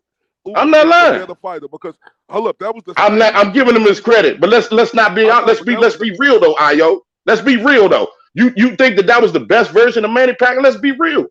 You mean to tell me you can't name more than 4 to 5 fighters to beat Manny Pacquiao that night yourself? Be honest. But B-Mac, that was the same Manny Pacquiao who had beat Keith Thurman a year and a half, 2 years ago. No, that 2 years ago. Come on, a 40-year-old that took 2 years off. Let's be honest. I know, but let's be honest. But so look, I give Manny Pacquiao his credit, and look who Thurman was. A guy who's fought two fights in 5 years, who almost got dropped and lost to Josecito Lopez just the fight before. But why do you think he picked him? He was undefeated. But B-Mac. We ain't talking about wins and losses, right? We talking about what you see in the ring, right? No. He was undefeated. Okay. Though. He was the champion. And Manny Pacquiao, a 40-year-old at the time, beat him. Yes, he did. That's facts. So my thing. Yes, that's it. So that's facts. Yes. Right here. Like with Ugas, bro, and you say I can't make that comparison with him and Vernon Forrest. Why I can't do that? This the same type of predicament it is. Like you may rate Vernon Forrest as a better fighter than Ugas right now, but this like kind of like the same predicament that they in. Like people out here really sleeping on Ugas. Like I say, with Errol Spence, I'm telling y'all, things fly around the city. I don't put everything out. But like I say, I don't know how dedicated this guy is. And that's why I'm going off of it. And I don't know if this guy is dedicated to the sport of boxing like he used to be. And when I look at a guy like Ugas, matters if you say B-Mac, it was a 42-year-old. He was still the WBA world champion, and he was still Manny Pacquiao. Ugas went in there and defeated that man. That's facts. And now with he got the belt. That's true. Now, let me ask you this, IOTBA. Hold on, y'all. Let me ask you this, IOTBA. How do you feel about Yordenis Ugas coming to the defense of Errol Spence every other fucking day? I don't get it. I don't like it. What are your thoughts on that? This the thing right here. Everybody forget who Yordenis Ugas is with. Who is his manager? He got the same manager as Errol Spence Jr. Like PBC is the one who put the money in his pocket. So of course Ugas is gonna jump to Errol Spence defense. I'm with you, the Black Picasso. I don't like it, but see, I see what's happening right now. Because even let's say hypothetically, even if Ugas win this fight, he still ain't fighting Terrence Crawford next. I don't give a damn what he say on his papers. Oh, Crawford, we could fight for undisputed. He's with PBC, and we see how PBC do business. So, but I don't like it, Thriller, but I see why he's doing that, because he's managed by the same guy who Earl's managed by. And now, like we say, him coming off that great win, because it was a great win. I don't give a damn if he was 42-year-old or not. That's Manny Pacquiao. Him coming off that great win against Manny Pacquiao, he done established himself to the world now to where he making a whole lot more money. So no way he gonna bite the hand that feed him. Every time he get a chance to defend Errol Spence in the headlines, he gonna do it. But the one night he ain't gonna defend Errol Spence is when they get in that square circle. And I'm telling everybody right now, I'm leaning towards Yordenis Ugas to win this fight. And I'm telling you, it might get ugly. Oh shit! Wait a minute. Okay, because I remember on one of your last live streams, you said you was hearing good things about Errol and Camp, right? I saw a video. I mean, but look, Thriller, you could hear good stuff about them in camp, but people could do good stuff for 1 or 2 days, then they could lag off for some Okay. other days. I got you. I get where you're going now. So you done heard something else. I seen one of his training videos too. It ain't that I'm gonna be honest. It ain't that I heard nothing else, but it's like when somebody show you something, you got to believe them, right? And the characteristics that Errol Spence done showed us over these past few years, it's been a characteristic of he's not as dedicated as he once used to be. So I'm just going by his characteristics of how he been acting and information that I heard previously. So I pick Yordenis Ugas to win this fight, but like Kevin said in the chat, salute to him. Even if Ugas win this fight, Ugas is going to have to dominate this fight. I'm talking about from round 1 to round 12, knock Errol Spence down a couple of times for him to win this fight. Because that's the only way he's going to win. No way. Yeah. Huh? Yeah, I'm saying that's the only way he's going to be able to win. It's going to have to be a decisive victory. And I'm telling you, Ugas got the skills to do it. Like I'm telling everybody, y'all better stop acting like Ugas here for no reason. Ugas would have already been here if they wouldn't have robbed him against Sean Porter. He would have been getting these big fights. Like I say, I'm gonna stick with this. People talking about amateurs don't mean nothing. Shit, let me go back to that Vernon Ford shit. Y'all remember in the amateurs, Vernon Ford kicked Sugar Shane Mosley ass. And what happened in the pros? He kicked his ass again. So sometimes that amateur shit matters. Like stylistically, if he was fighting Crawford, stylistically, Ugas will give Crawford problems.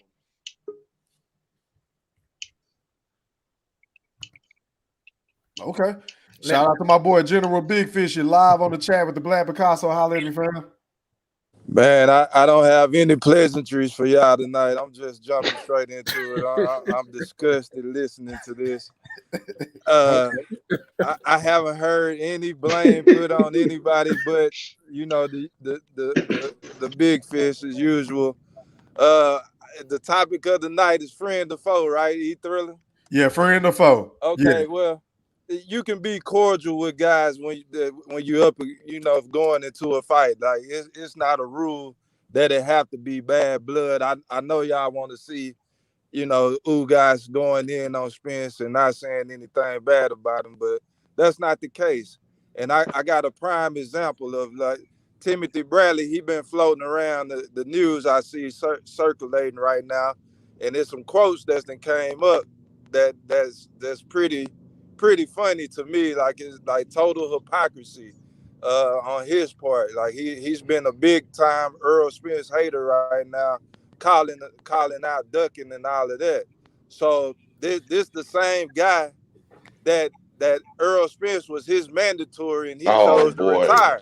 Come on. Oh, come on. I knew it was coming. I knew it was coming. Hey, I knew it was Come coming. on, Big Fish. Come on, Big Fish. Stop playing. You gotta hit him with that little Boosie joint. Hey, can I forgot to mention my sponsors is General Big Fish Heartburn Medicine. You can find that at Walgreens, Kroger, Walmart. We also have blood pressure medication right now. Also, if you need that, B-Mac. No, I'm good. There's nothing wrong with Ugas. There's nothing wrong with Ugas being complimentary of a guy that deserves compliments, you know? It ain't even about the guy having compliments, man. I mean, why does he's too busy talking to the fans? Well, what am I missing, Big Fish? Why does he deserve compliments from his opponent? I don't get it. Well, it's just like when Caleb Plant was fighting Canelo. You know, sometimes you want to be acknowledged by somebody you know is great. So Ugas just, you know, giving credit what credit is due. Hey, hold on. I ain't gonna agree with that, bro. I don't give a fuck. If I'm in a fight with another grown ass man, I'm not gonna be sitting here asking this nigga for no fucking compliments, bro. That's some stupid ass weak shit.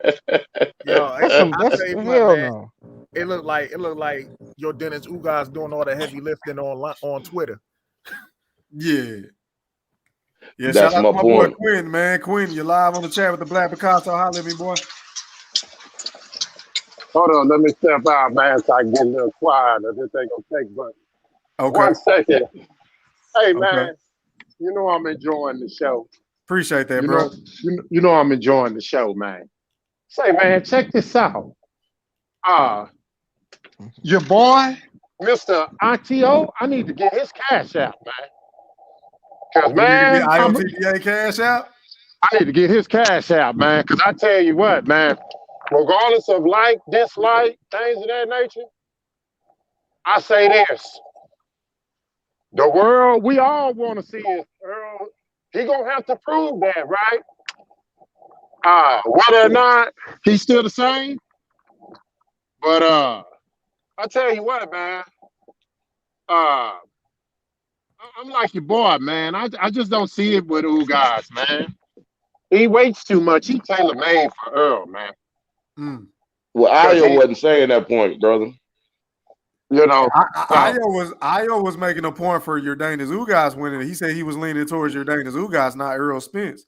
Yeah, I was making that point. I think you're talking about B-Mac. No, B-Mac. No. I agree with B-Mac. You know what I'm saying? I agree with him wholeheartedly. You know what I'm saying? But so why you need Ayo cash out then? I'm confused. Cause he say he taking Ugas. Oh, okay. I get it. Okay. Oh, you trying to make a bet? My bad. Oh, you want to make a bet? Oh, okay. I want him. Okay, my bad. If he I gonna be get a you. good lick, if he I'm gonna be a fine. good My lick apologies. like Go that, ahead. if he gonna be a good lick like that, you know what I'm saying? Jesus Christ, man, let me eat. You know what Hey, I'm yo, saying? I 'Cause know, that's a good man. lick. Hey, Quinn want to check with a That's a good check, lick. man. You say he want all that smoke. Yeah, he wants the smoke. Go ahead, Quinn. My bad, bro. Go ahead and cook. But you know what? Check this out, man. Check this out. Far as on the topic, I don't know why Ugas doing all that, man. All that is a really unnecessary. Earl ain't saying nothing.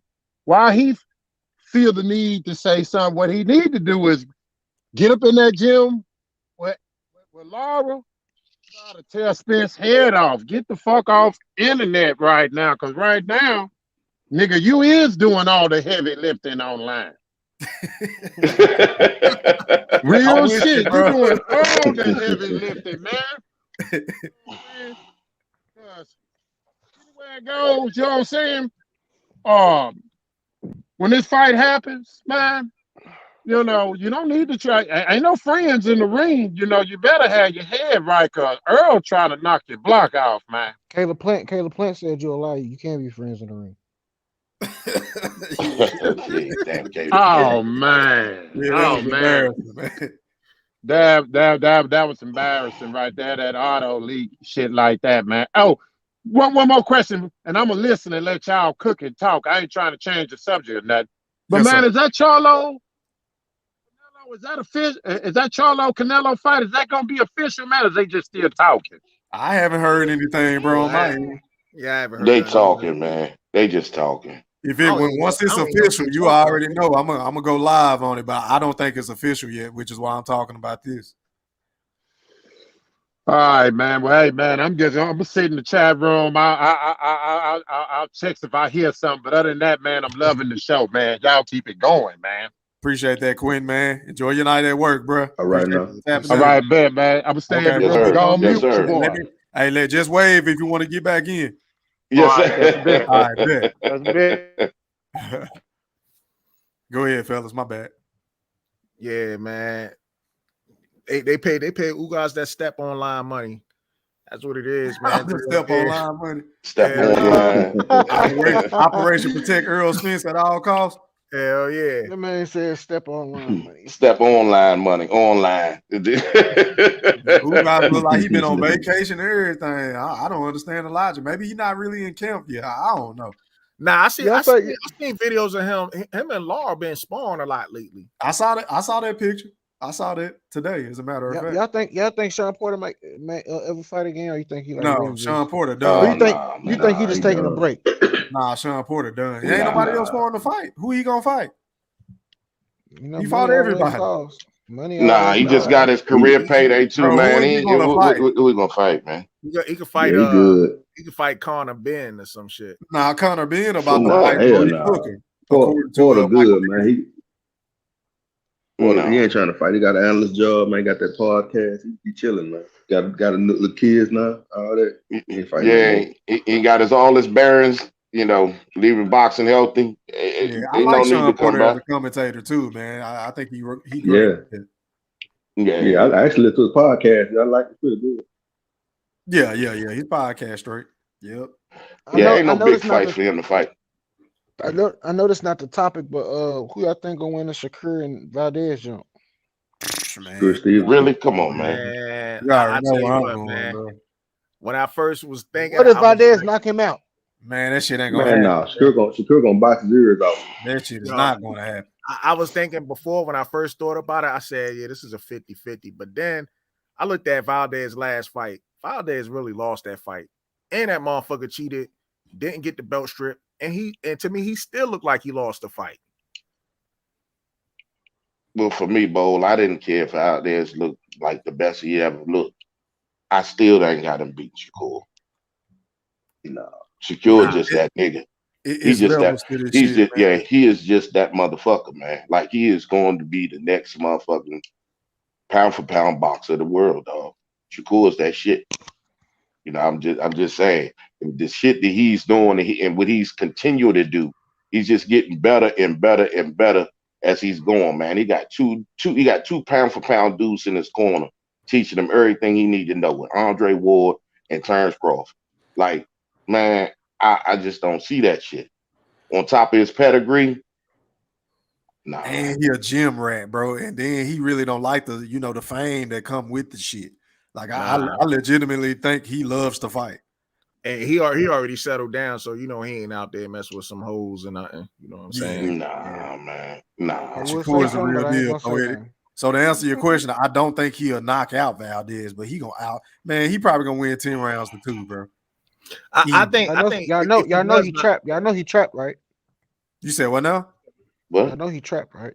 Trap. What you talking about? What you mean? What you talking about? That promotion that they did with him and against Jamel Herring, they showed his girl. The whole time they asked her what about their relationship, all she was talking about was his status and his money and his notoriety. She didn't say nothing about how she loved him. But she a singer, right? She a singer, I believe. Man, she wasn't nothing. But that's all I'm saying. It's nothing. Hey man, why you? Hey, Poetic man, what's wrong with you, man? What's wrong with you, man? You always talk about Errol Spence, girl. Come on, Poetic. Damn, bro. I gotta hit you with the Booker T, man. Come on, man. Bullshit. Yeah, man. Hey, why you care about them niggas females so much, bro? I'm just saying though. It's on my peak. This nigga here. And now the thing about Errol girl, she responded to me. I didn't even say nothing. I was talking to the other that's what this is about. Damn. Listen. Okay. Nah, the thing with Errol girl. That's why you don't like. Man, we gotta leave the women and the kids out of this shit. Nah, it wasn't me with the Errol thing though. Them niggas. Hey, look, them that's why you don't like. Why you even tweeting her anyway? Nah, it wasn't me. I was responding to the dudes who was talking shit about her. Then I guess she responded to me thinking, but I mean, I guess she didn't read my comment, but I wasn't talking to her. I was just saying. Okay, so she said something. She said something on you, and then you. I think she replied. No, I think she replied to me, but she was replying to them other dudes, but she just clicked on me because I was the last comment, so I don't know. But what she say though? She said something greasy, right? Nah, they was talking. I mean, what she said didn't apply to me because that's why I said I think she. Right, so it was something y'all fucked up, right? So it's like, yeah, shut the fuck up, nigga, or something like that, right, or whatever, right? No, she didn't. She was just saying, she has her own business and she would have money before all that stuff. I was just telling them niggas. Y'all so why you talk down on her now then, especially if it didn't apply to you then? No, that's what she was saying. I said Shakur. Yeah, she talked down on Shakur girl. And Shakur, technically, that's what I'm saying. Look though. Actually, I didn't talk down on her. I just said what she said on that promotional video with Jamel Herring. I just said that what she said wasn't some I really love him type shit. That's all I said. There's nothing. Yeah, you said he trapped. He trapped with a broad that ain't. Hold on, y'all. Can I ask you a question, Poetic? Yeah. Why do you even care? I didn't say I care. I just pointed it out. You have to care if you. It's just a thought. No. It's just a thought. Hey, I can't express thoughts. Hey man. Listen, that's why when I said it. That's why. Listen, that's why when I said it. Hold on. Shout out to Kevin Jones, man. You live on the chat with the Black Picasso. Holla at me, bro. What's up with y'all, man? I just wanted to What's poppin', man? What's up, man? Y'all make my work day so much better, man. Bro. We appreciate that, bro. So much better, bro. That's what's up. But, appreciate that, bro. I wanted to comment on Ugas. Like I'm telling y'all, I think he got a good chance, man. Just because, like Earl, if you look at the fights that he had, okay, you look at Kell Brooks, he had major pain. He was losing that fight until the stoppage. He was losing that fight. Look at all his championship fights. Besides, what was the Peterson fight? That was championship, right? So he, hold on for a second. Give me a second, y'all. Hold on. I'm sorry. Okay.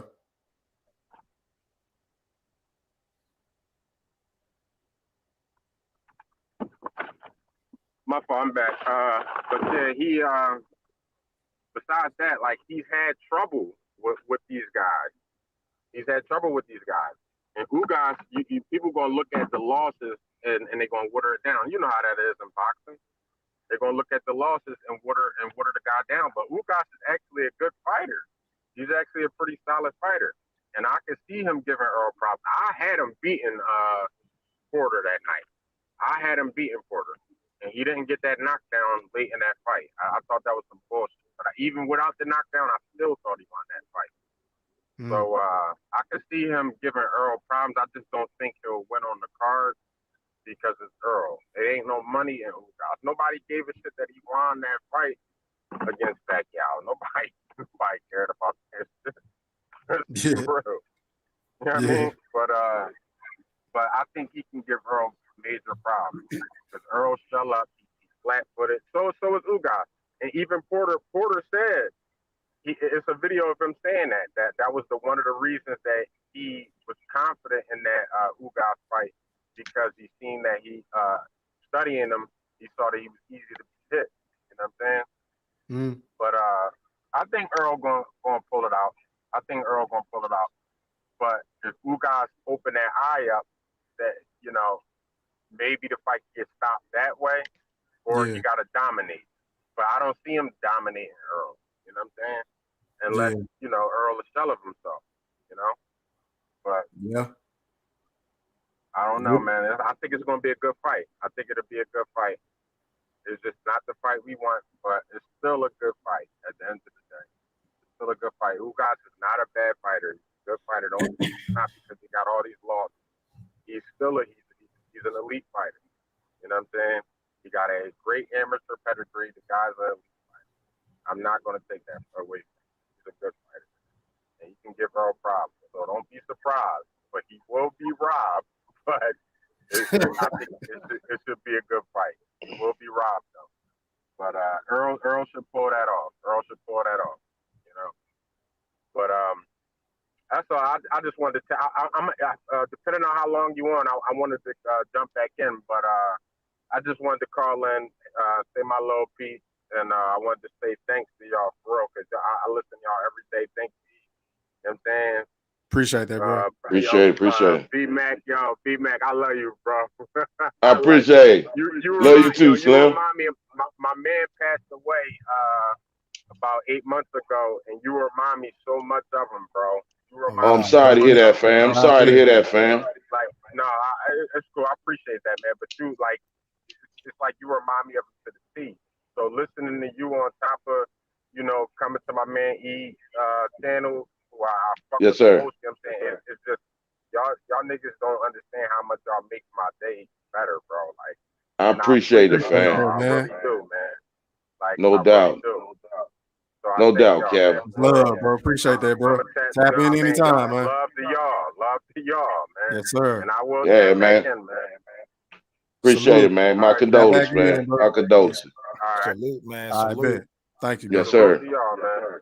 All right, salute. Like Shout out to Dragon Leg. I see you, boy. Salute. Go ahead, fellas. My bad, y'all. Excuse me. Yeah. Where Dragon Leg at? Oh, I see him in there. No, I was just saying. Oh, no. I thought he was on the panel. Oh, okay. My bad. I was just trying to, man. My fault, be man. Yo, did Dragon Leg, man. Did Dragon Leg ever come on the Leg. panel? Did Dragon Leg ever come on the panel? You said what, Bo? My bad. I said Dragon Leg, has he ever been on the panel? No, I don't think he done ever tapped in. Yo, but that's why I was like, where he at? Yeah, he's Dragon Leg everywhere, man. Yo, shout out to my boy Dragon Leg, man. Yeah, that's why I was like, where he at? Okay. Every time I see his name, I think about Dragonfly Jones. I don't know why. I think about Dragon.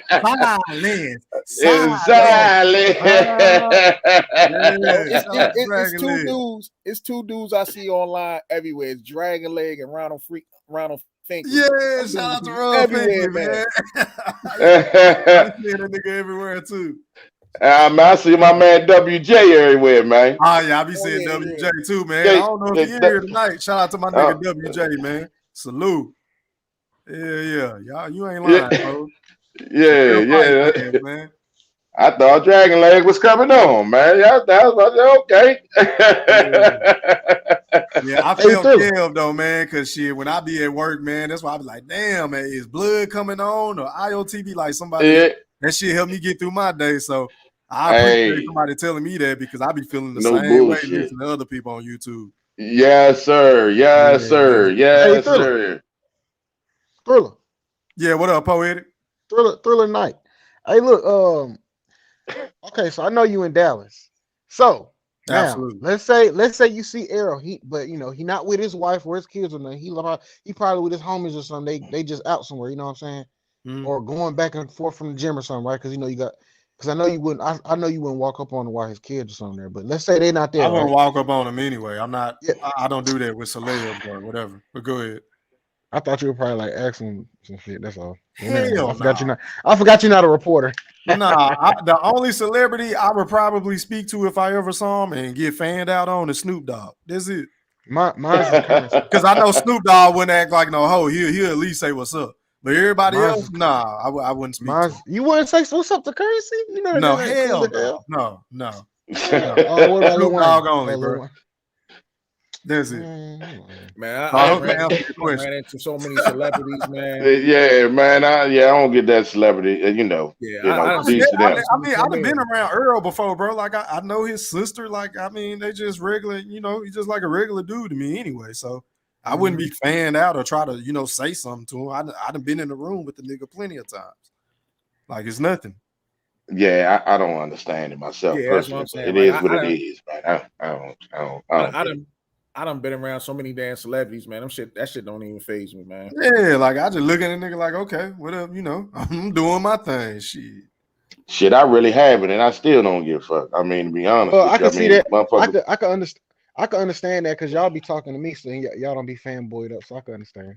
Nah, man. I mean, you a man like I'm a man. I mean, I might speak to you, of course, man. Hey, how you doing or something, man. But I seen one dude, and dude almost faint and shit, and because he saw Floyd.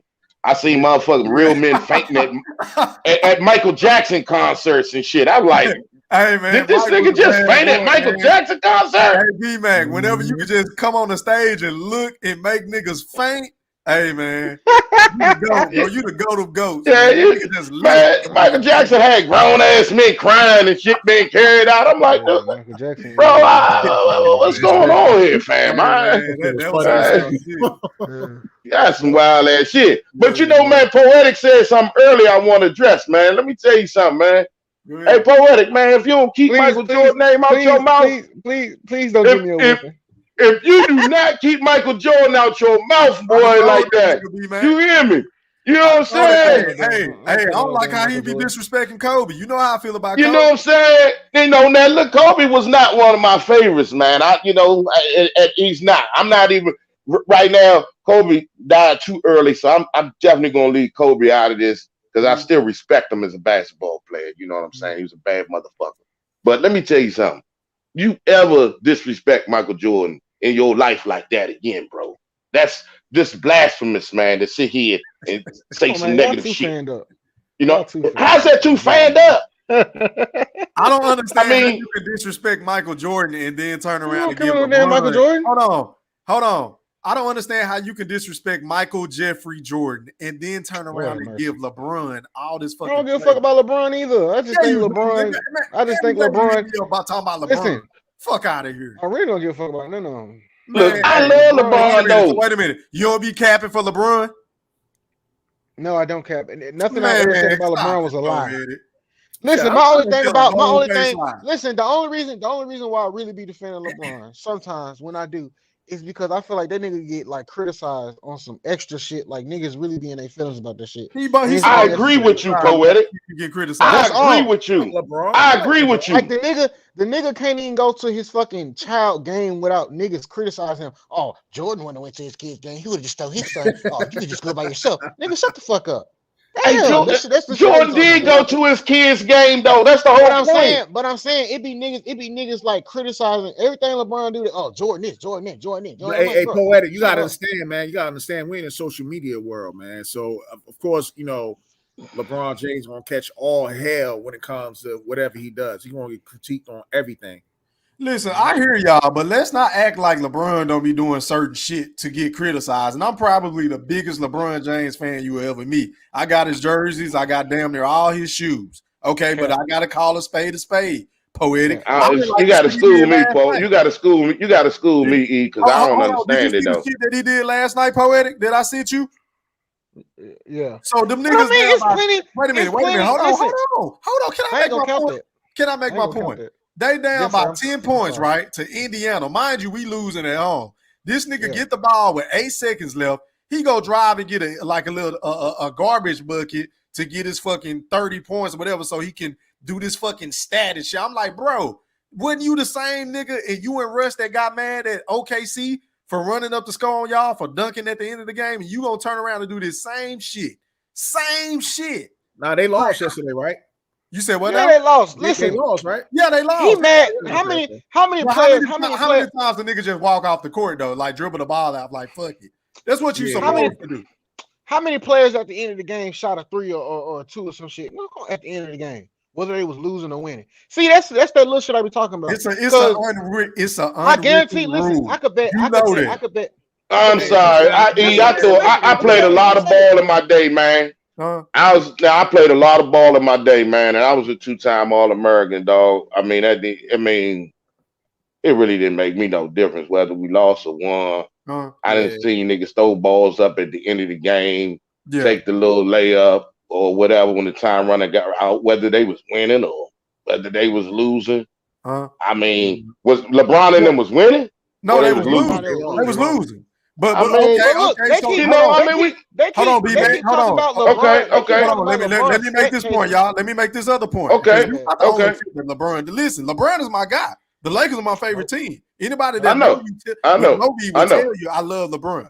Okay. Yeah. So what about LeBron after last night's game saying shit like, "Oh, I'm about to go to the movies with my wife." Like, nigga, we ain't trying to hear none of that. Who cares? Like, nigga, we losing. Keep that shit to yourself. He dancing before the games and shit like man, nigga, we under 500. I ain't trying to see this shit. You the reason why we in this shit. I think he right now, he's being a real fan at this point. Bro, you the reason why we even got Russell Westbrook. If LeBron don't sign off on Russell Westbrook, he would not be in LA, bro. If the Lakers was in first place, he wouldn't be saying none of that stuff. Yeah, right. I think, he wouldn't worry about that right now. That's absolutely not true, brother. I ain't gonna let you do that. Hey, but I'm more on poetic side. I'm a Jordan guy. I was born in the 70s, okay? So I did that whole thing, man, back from Dr. J, Bird, McHale, and Magic, and all that, the whole 9 up to Jordan, everything. Okay, so like for me, I fuck with LeBron. I do. Jordan, my guy. Jordan is my guy. You know what I'm saying? But LeBron, my guy. I like what the dude do on the court, and I don't like the unfair criticism that he takes off the court. To me, he get a whole lot of shit for a nigga that came in. When he came in, you talking about the time he came in straight out of high school with all the hype that he got. I mean, this man had more hype than anybody who's ever played the game coming out of high school. And he took that. That's a fact. All that pressure. He took it. And he didn't fold in reference to us as a young black man. He didn't make us look bad. He got the same shit. You ain't hear nothing about him doing no dirty shit. You ain't hear about no drugs, no arrests, no cheating on his family, no nothing. He out there building schools and everything. He put all his boys in position to make money. All his boys put on to win. I don't like the criticism that he gets outside, especially from us, bro. I'm like, nigga, to me, LeBron really can't hardly do no wrong. He say something bad in the interview. Yeah, I don't like it. And to me, for all the shit that he do, him getting criticism for that, to me, is just unfair. When you got, even like my man Mike. When Mike was like, man, they was like, man, why you pricing your shoes so damn high, man? Because everybody they killing this shit for your shoes. He was like, man, black people ain't the only ones that buy my shoes. And I was like, really, Mike? Yeah. You know what I'm saying? I gotta that was criticize about the Mike for shit like that. I think that was about some Republicans buy shoes or something like yeah, that. some shit like that. And he would never do no political, stances. He was just always quiet. He's always quiet, man. And LeBron is the opposite on that. And I fuck with him.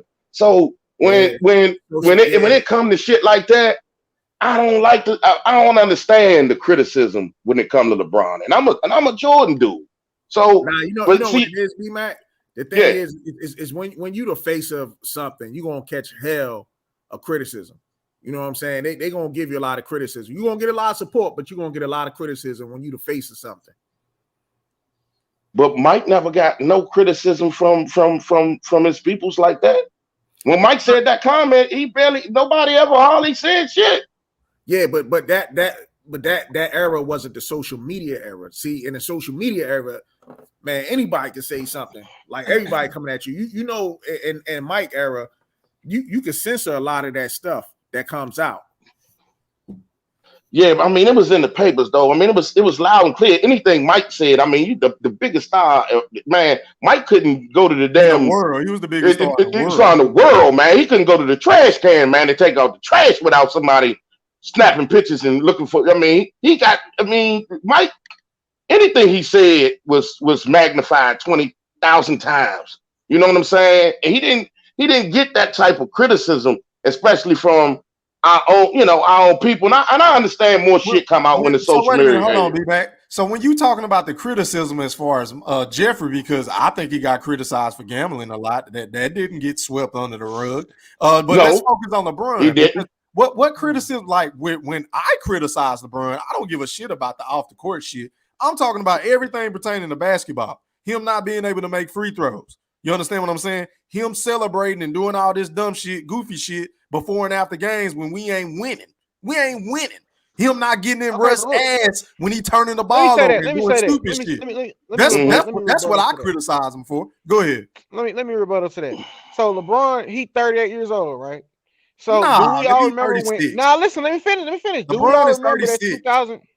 Nah, he 38. Now he like 37, 38 right now. He like 37. Bro, 37. LeBron is only 2 years older than me, bro. Nah, 37. 37 right now. 37. You got a laptop. You got. No, nigga. I know facts. LeBron is my favorite player. I know how old he is. Go ahead. He's not 36. Okay, go ahead. He just turned 37. Okay. In December. Go ahead. But look, my thing is, don't we remember? Okay, so they seventh in the West. They tied for seventh in the West. They struggling like a motherfucker, hovering around 500. Ain't that the same shit that Kobe did when he was around his age, when he had Dwight and them? But we all gave him praise. Oh, he's scoring 30 a game. He carrying them niggas. Yeah, Kobe gonna get them to the playoffs at least. So, but now LeBron damn near doing the same shit. He averaging 30. So they keep criticizing him. So then they say LeBron averaging 30, he's stat padding. But okay, well, if he averaged 15 a game, he washed up. So what the fuck you want the nigga to do? So that's why I criticize LeBron, because I'm sick of LeBron giving a fuck about what these people think about him. Nigga, do what the fuck you want. Disrespect these lame ass fans, because no matter what you do, they're gonna be on your ass. You can fucking end world hunger and they're gonna say you lame as fuck because you shouldn't have spent your money on people you don't know. That's what they're gonna do. So that's my thing with LeBron. That's the soft shit I don't like about LeBron. It's like he do too much to try to be too politically correct. And I'm like, man, fuck these. Yes, I agree with you on that. But the thing is, Kobe did catch a lot of criticism early in his career too. Kobe got the most criticism. Like the whole joint with him and Shaq falling out. You know how Kobe done. The media hated Kobe. Yeah, but Kobe deserved that shit though. How? With that him and Shaq. Hold on. Hey, E, that shit he did, and I don't want to talk dirty on him, but let him. You asked me, so. What you talking about the Shaq shit? Whenever he did the Colorado shit, I didn't rock with that. I didn't. But I'm talking. That's wait a minute, B-Mac. This before that. He got criticized before that. Well, I mean, yeah. With the Colorado, the Colorado shit, right? Yeah, but he got criticized before. That's what I'm saying. No, Shaq was on the squad. Nah, the Colorado joint happened. I thought that happened. Oh yeah, that was. No, Shaq was on the squad. They went to the NBA finals that year. Yeah. They played against the Pistons.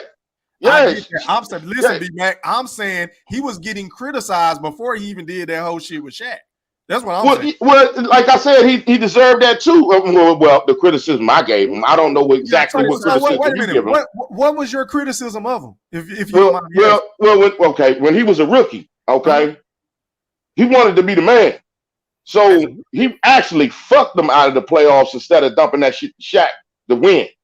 He wanted to be Jordan and take the shots, and he was a rookie, so he was missing the motherfucker. And you do realize Shaq was cool with him taking them shots. I understand what you say, and I understand what Shaq might have said, but I don't think Shaq is the type that's going to say that shit right in the media. And I'm pretty sure Shaq was like, "Give me the motherfucking ball." I don't think Shaq was going to dump him up. As a rookie, I'm talking about when he was a rookie. Nah, when he was a rookie, he called him Showboat Brian. I'm talking about. Look, I'm talking about the playoffs. I ain't talking about the regular season. What might have happened. No, I'm talking about the playoffs. That's my criticism. That's my criticism. Wait a minute, B-Mac. So you're criticizing Kobe because he was a rookie for stepping up to try to take big shots and win the game in airball? Yeah, because you already got the best player in the league right now. Give him the ball. Those 3 championships, those wasn't Kobe MVPs. Those first 3, those were Shaq MVPs. Wait a minute, you do realize all Utah had to do was foul Shaq and send him to the free throw line, right? You do realize it didn't matter because Shaq was dominating. That's how they won the 3 championships too. So wait a minute. So in the crunch time, you were okay with Shaquille O'Neal going to the free throw line? When the crunch time, it wasn't no crunch time when you had Shaq. Those three times. I hear what you're saying. That all they had to do, they still did that and still lost. Shaq was the man. When Kobe got into the league, Shaq was the man. I get what you're saying. I know you like Kobe, but Shaq was the man. No, listen, I'm not saying Kobe was the man when he was a rookie. That's not what I'm saying. But that was my criticism of him. Is that when you came in, so you don't blow the game. So you think going to Shaquille O'Neal in the fourth quarter against an experienced Utah Jazz team, going to NBA Finals back to back, was gonna get it done? If you'd have gave the ball, hold up. This is what I'm saying. If you'd have gave the ball to Shaq over and over again in the third, you wouldn't have had to worry about it in the fourth. It wasn't like Kobe just kept that he was just took the last shot. Kobe was jacking. Kobe was jacking. But I was kept saying, even your boy Snoop Dogg said, "Man, fucking pass the ball, Kobe." I don't remember that, B-Man. I don't remember that. I will say this, man. The first 3 titles, though, I thought, well, at least the first one, I thought Kobe was being a team player. Like he was, you know what I'm saying? I didn't say that. Those games I didn't say that. I'm giving Kobe credit for y'all remember that? Look, they would not have won the 3 titles without Kobe, Bean, Bryant. Hands down. Just like Mike wouldn't have won them without Pippen, and just like Magic wouldn't have won them without Kareem. They needed each other. All that. I'm just saying all I said was his rookie season. That's what I criticized him for. His rookie season, he ain't really getting any play time like that. Yeah, he was coming off the bench. That's what I'm trying to figure out. He played. So he come off the bench. You go into the NBA Finals. I mean, semifinals. I mean the semifinals, right? First round or some shit. So whatever. You going to the playoffs, right? Right, and it was past the first round. So I don't know if it was the divisional round or it was the finals. I can't remember actually, but I know it wasn't the first round. But bottom line, you're in the NBA, you're in the playoffs. Okay, you the rookie. Okay, you don't shoot the team out. You go give the man the ball. Just like I didn't like when fucking John Starks fucking dogged my man Patrick Ewing out of his championship by fucking keep shooting the goddamn ball. Give it to Pat. No, hold on, B-Man. Give it to fucking Pat. It's the same thing. It's the same goddamn thing. John Starks did it to fucking Pat Ewing, and Kobe did it to Shaq. I'm sorry. Yeah, but hey, B-Man, John Starks was the reason why they got to the finals. Oh, man, it's Patrick. Come on, man. No, I'm saying it wasn't John Starks was the reason that they got there. Stop. That they got to the finals. He the one that come on, man. Come on, that's Patrick Ewing's team. I understand that. Cause we gotta stop that. How does it look? These guys help get the guys to the championship. That's just like saying, if Pippen was the one that got Jordan, to the championship. Look, man, it was Jordan. Pippen was the man with Jordan. When they played against Indiana, right? Who was the one who basically saved that season? Even though he choked in that same series, he came back the next game and put them boys in the finals. John Starks. Bro, what happened? What happened in the final? What happened in game 7? What happened, man? What happened? You know the game. The same thing that Kobe did. This nigga kept jacking. I give you that. Give the ball to Patrick Ewing. B-Mac, I know you've heard of the term shooters keep shooting, right? Whether you're making it. I was a shooter. I was a shooter too. You heard? I was too. So we shooters, right? We shooters, right? We shooters, right? Okay, now, have you played with a star on your team that you know for a fact he the man right now, right? Yeah, but you a shooter though, right? Right. Yes. So tell me, if you off, what you gonna do? And you know you got the man with you. Supposed to pass the ball. All right, thank you, man. That's all. That's all I'm asking. I said supposed to. I asked you what you gonna do, E. I'm a fucking goddamn E. I want to win, man. I want to win. I'm a dog, man. I'm a dog. I was a dog too. Turn into a fucking a Pomeranian. Hey, Brian, as a rookie. Hey, look, you dump that motherfucker, and then guess what? After you didn't dump that motherfucker a couple times, you know what's gonna happen? It's gonna come right back to you. It's gonna come back to you. Be ready when it come back to you. You played the game. You a shooter. I just feel like his overall physique and all that. He wasn't ready at the time, bro. He wasn't ready. That's all I'm saying. I agree. His legs weren't strong enough for none of that.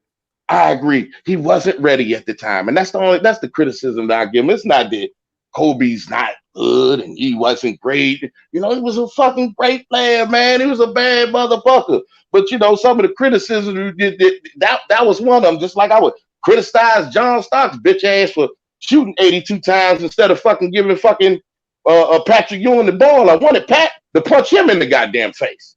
It's like, man, give me the goddamn ball. This is the only time I got a shot at winning this motherfucker. And you blowing it for me. Like, it ain't your team, bro. I mean, sometimes you got to understand it ain't your team. So, okay, rightfully so. You criticize Kobe for that. I get that. I understand it. We keeping it basketball. Now, let me ask you this. You said you rock with LeBron. I love LeBron too. What are your criticisms of him as pertaining to on the court? Do you have any? Because I have plenty. Well, let me hear yours, man. I like to hear your critiques on the court. He can't make free throws. So what he shoot about, like what, 76, 75, 76? I don't know what he's shooting this year, but I know last year he shot by 67, maybe 68. That's not good enough for a nigga that cold. I'm sorry. He's too cold to shoot 60. So what's his career though, E? What's his career? I can look it up. Hold on. 70 to 80% free throw shot. I think he's around the 75%, man. Hell no. He not. We got to check that out. No, we got to check that out. Because Michael Jordan, as great as he was 82. I think he was like 82 or 84. Yeah, he was like 82, 84. He's more 82. Hold on, father. Why you checking that? Let me see. Let's see. Fix that out. All right, hold on, y'all. Stats. Says 78%, 78.1%. 78 for his 78.1. Yeah. Okay. Damn, Bo, you fast as fuck. Okay. Hey, hold on, man. I'm gonna be right back, E-Girl. Hold on. Okay, go ahead. I'm still trying to get to this shit. Hold on. I'm on ESPN. Let me see. He really need to learn from me and my teachings. That's what he Man, you don't know shit.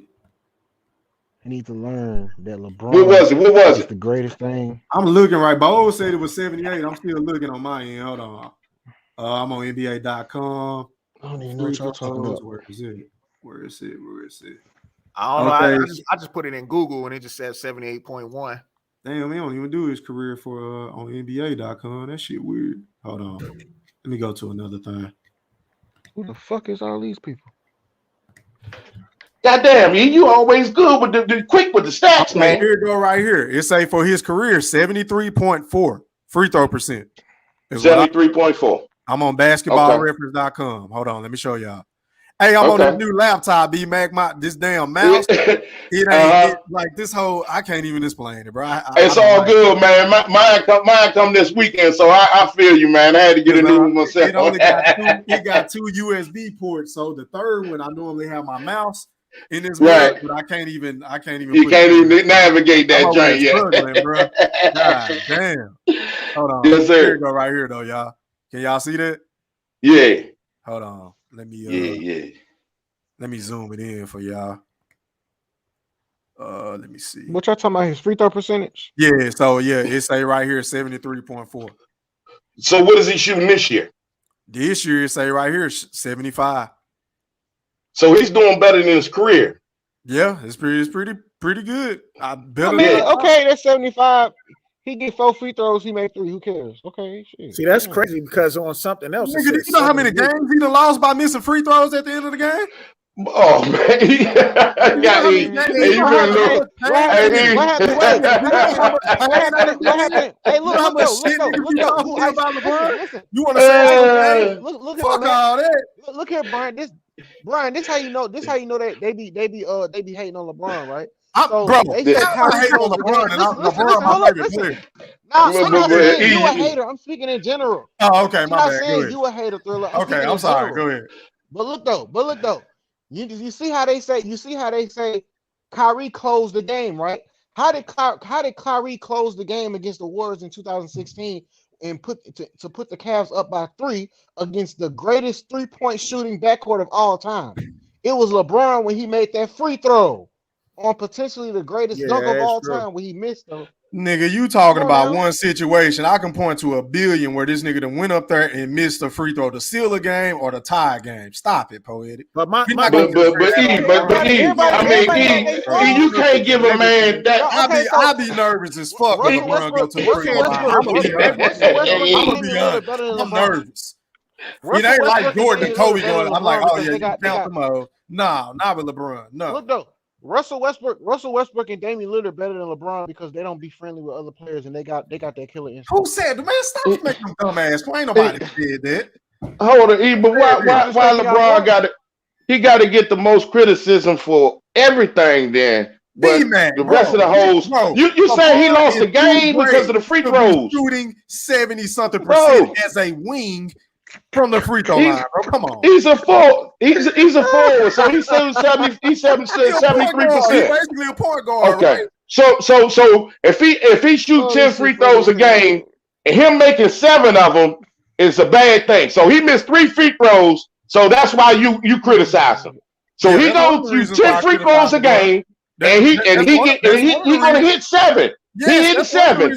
But because of the 3 free throws he missed. Yes. You giving him the criticism.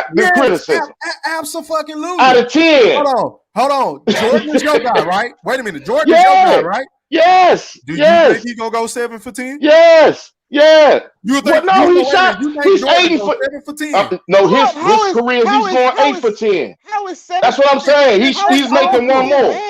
That's a good free throw shoot. How is 7 for 10 bad though? Bro, that's average. 10 bad. You missed 3 free throws. That's average. What are you talking about? Listen, if you go to the free throw line and you get 10 free throws in the game and you make 7 of them, you just missed 3. Goddamn, bro. But because wait a minute. So y'all niggas, bro. So y'all niggas really gonna sit up here and act like LeBron don't miss clutch free throws all the time? The majority of the time. Is that what we doing tonight? He be tired. Y'all hadn't watched more LeBron James games than me.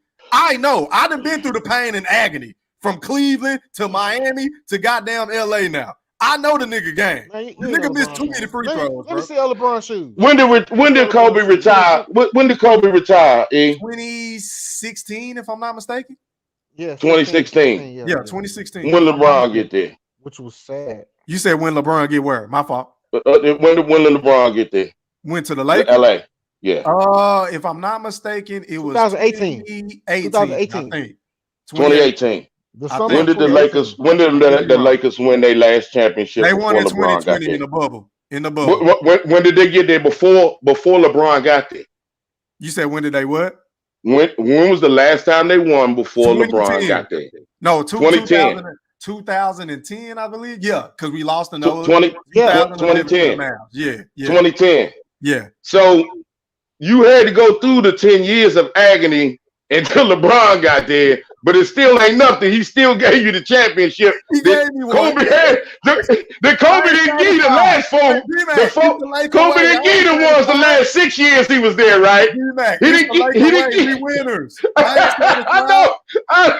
One championship ain't good enough. Fuck that. I ain't supposed to be satisfied with this shit. We getting mad. I ain't say he had to be satisfied, but I'm just saying, Kobe lost the last 6 years. He never gave you a ship this last 6 years. B-Man, hold on, bro. Come on, don't do that, bro. Do you need me to pull up the rosters Kobe was playing with? Hey, man, I'm just saying. LeBron had a shit roster when he got there.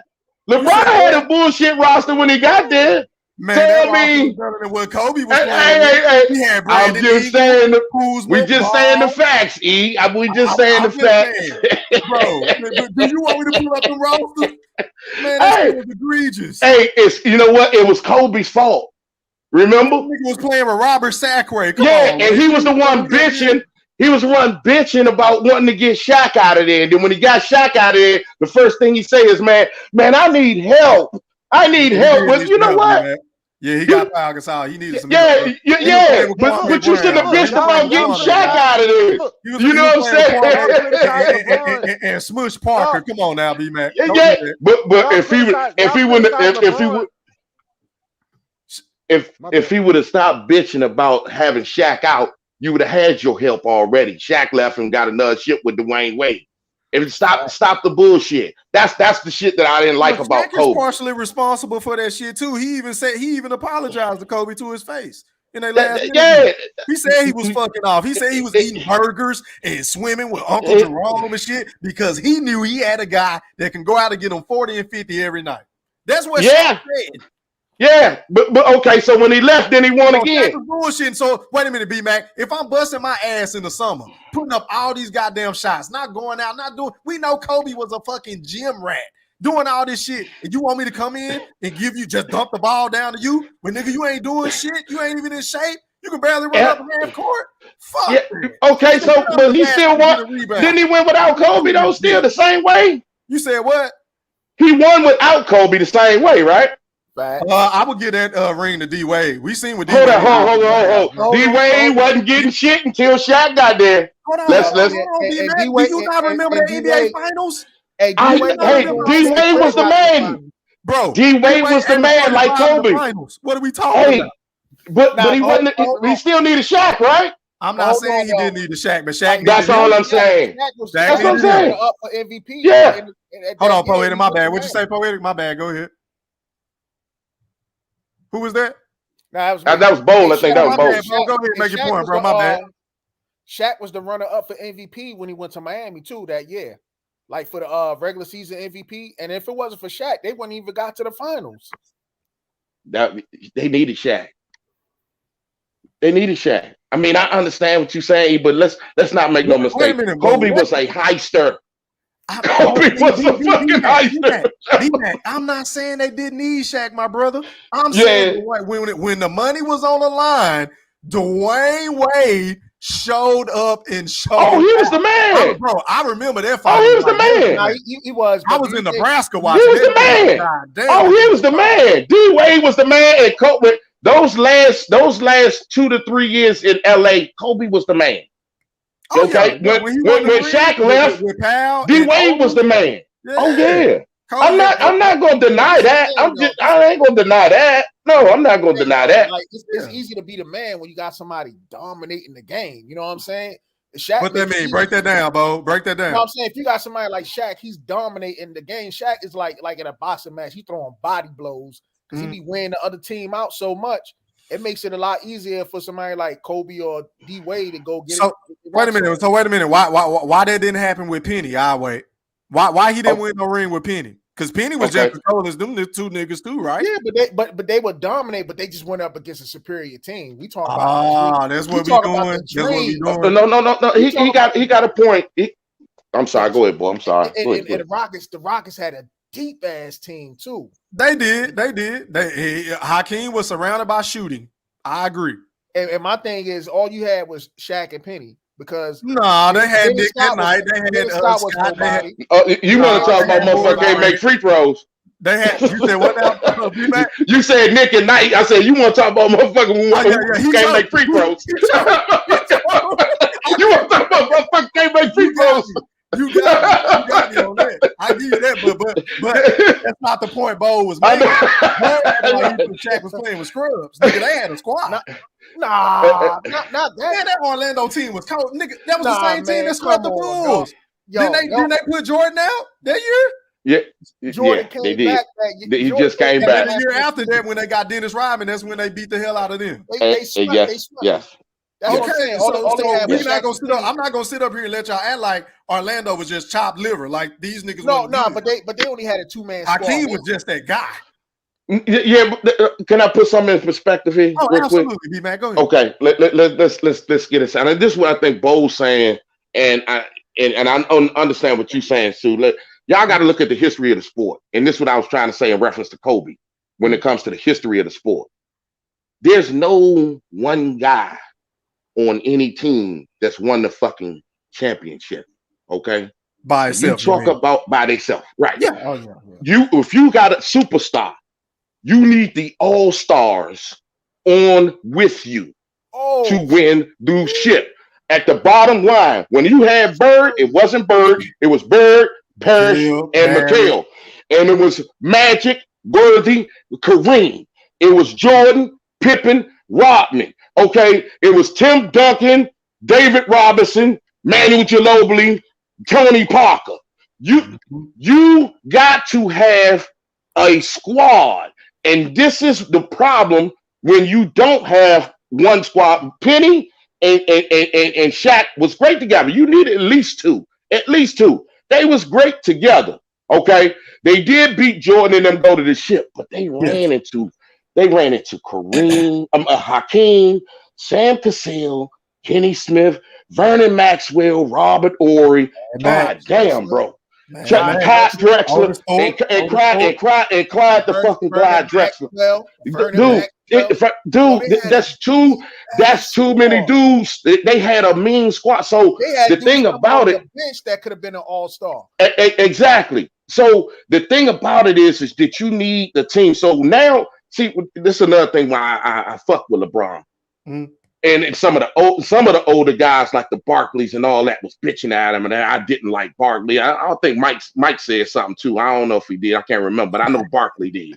Like, man, why is he going over there to fucking Miami? You want to beat them guys? And I'm like, nigga, beat who? Man, he's over there in Cleveland, motherfucker, by himself. You want him to go over there and stay over there in Cleveland and get nobody like your ass did. You ain't never win no shit because your ass ain't had nobody. Fucking Dan Marley. Stop playing. Okay? You want him to be Patrick Ewing, who stayed in fucking New York with nobody. You want him to be my man Allen Iverson, to stay in Philly by himself and try to do it by himself. It's not happening, fam. Or you mean you want him to be him because he ain't win shit either. But that's what I said. His man was Dan Marley was his fucking boy. Don't forget. He had Kevin Johnson. Listen, don't forget about. He did have KG. He did have KG. Yeah. Danny Manning. Yeah. Don't forget it. Don't forget about the other reasons why LeBron left with his teammate. Don't forget about the other reason why LeBron left with his teammate fucking his mother and all the nasty emails that the owner had about him. Don't forget about that shit. You got the Cavs. Listen. This nigga poetic always go left, man. Yeah, he do, man. We talking about basketball. You had to break the shirt in it, poetic. Then I set the stage. Then I say all my criticism is basketball, right? We got it. That's not criticizing nobody. That's not criticizing. I'm just giving reasons why LeBron left. That Cavs organization is one of the most trashy organizations on the planet. Bro. They don't deserve any They don't deserve any all-time great players. There's no way in hell you have a player like LeBron and only get one championship. That's bullshit. Out of like The thing I 14 could, years, Well, they or could have 12 won years, 2 if Kyrie and Kevin bullshit. Love didn't go down in the first, in the first finals run. So technically, they could have won 2 out of 3 or 4. That's the only criticism. That's one of the It's main bad luck, criticism bro. I got of LeBron. What's that? I never wanted him to go back. Yeah, I didn't like him going Now, back. now that's what I didn't like him. That's what I didn't like he did. Yeah, I didn't like when he went back. I don't know. I wouldn't. Nah, because that motherfucker sat there when he left. LeBron had gave that motherfucker like 8 straight years of big time money and championship runs that he didn't get, and you shitted on him when he left, and he filled out his whole contract. And he took him to the finals his first go around. Yeah, and then you shit on him and talk shit, and you burn jerseys and all that shit. LeBron went back, and that's the only thing I didn't like. So let me ask y'all this, because it's been killing me not to do live streams on basketball, because I just need to vent about my Lakers, man. I apologize, but let me ask y'all this: what are we going to do about Russell Westbrook? I mean, because ain't nobody. They said Frank Vogel benching him. He can't shoot. He can't space the floor for LeBron. I don't know why LeBron even brought him in, because nigga, you've been playing the same way your entire life. Why fuck up the recipe? You are a drive and kick to a knockdown shooter player. You can't drive and kick it to Russ because Russ can't shoot. So I just never understood the move from the. I mean, can somebody help me out on the panel? The only thing I can think of is this. I like Russ, man. He like one of my favorite players, but I do agree, man. That motherfucker do be turning the ball over, bro. Yeah, he doesn't fit that squad whatsoever. Oh my god, he's terrible for the Lakers. Let me say this. Yo, y'all just answer your question, man. Yo, Steph Curry just went in the clutch on these boys, man. Oh yeah, it's a game on right now. Yeah, they in the fourth quarter. Shit. It's like a minute and 30 seconds left. What channel? TNT. Yeah. All right, bet. Go ahead. B Mac, my bad. Wait, who playing? Who playing? Golden State, Indiana. Man, we just lost Indiana last night. Ain't there some shit? Okay, go ahead, B Mac. My bad. I think the reason why he brought him in was LeBron may be saying, "Hey, look, man, I know what I can do and what I can't do at this age. Let me bring somebody else in to do this, and maybe it's just not working right now." Only thing I can think of is that LeBron, 37 years old, man. His game is predicated on, what it's predicated on. Okay, putting the ball in the hole, like you say, dribble, drive, down and shoot. You talking about an 82 game season. Shit, man, that body tell you whatever it's gonna tell you. You know what I'm saying? Maybe that's what he's thinking. Like, look, I can't do what I can do no more. Not for the season. That don't matter because his ass that off. don't matter because Jordan would never sit out. Jordan would never sit out a game. That don't matter. LeBron is just a soft big baby. Yeah, that's what the hell? LeBron ain't sitting out, bro. What are you talking about? He ain't sit out none of these games except the games he was hurt. Nah, because Brian made a point that he 37. Huh? Oh, okay. I see what you're saying, Poetic. No, nobody still made that point, but go ahead. What? Because I said he's 37. But yeah. No, I'm just saying that maybe that's what he was saying. If you're saying LeBron brought him in, maybe he thought before the season started, like, look, let me get somebody else in here that can do some of the things that I can do from the point guard position. If Russ can dish, he can get motherfucking Chris double, maybe this, that, and there. It's not working out right now. No, so you know what I mean? So maybe that's what he was thinking about when he came in and said, look, I can't run this team like I would used to run this team. At some point, your fucking skills are going to decline. Time waits, man. Father Time ain't beating. He undefeated, man. He undefeated. You know what though, B Mac? LeBron looked the same, if not better. If we keeping it a buck, I mean, yeah, he older. He's still doing some of the same shit. Oh no, I'm not saying he's done. No, I know. I'm just saying I don't understand the logic behind LeBron saying, "Hey, I need Russ because he just don't fit with you, bro."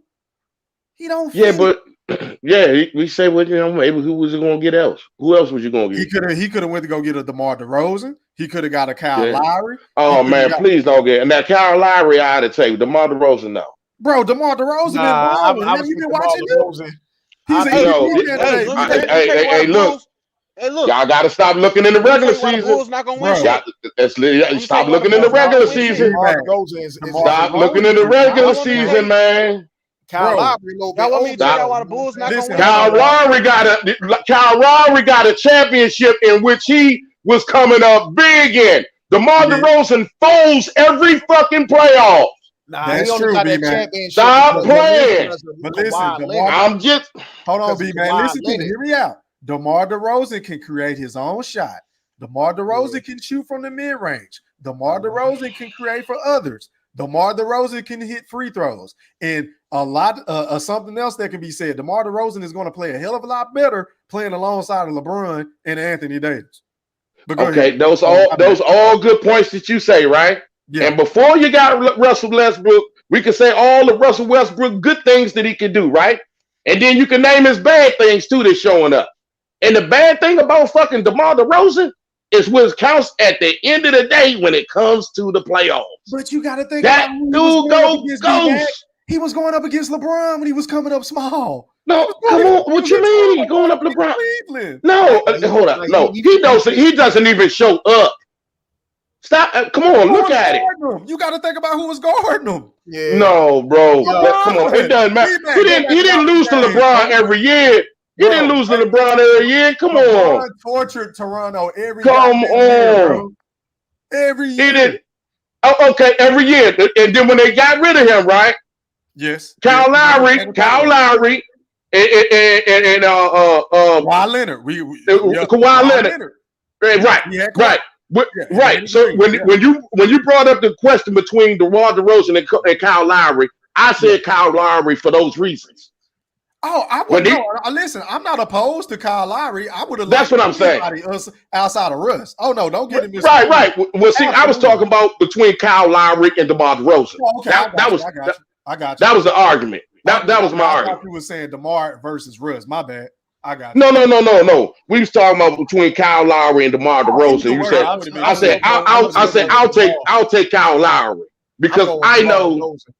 What'd you say, Bo? I'm going with DeMar DeRozan, man, because Kyle Lowry, right? Even that year they won the championship, they was thinking about putting Kyle Lowry on the bench because he wasn't fitting with the team. Man, Kyle Lowry was balling like shit in that fucking series. Hold on, B-Mac.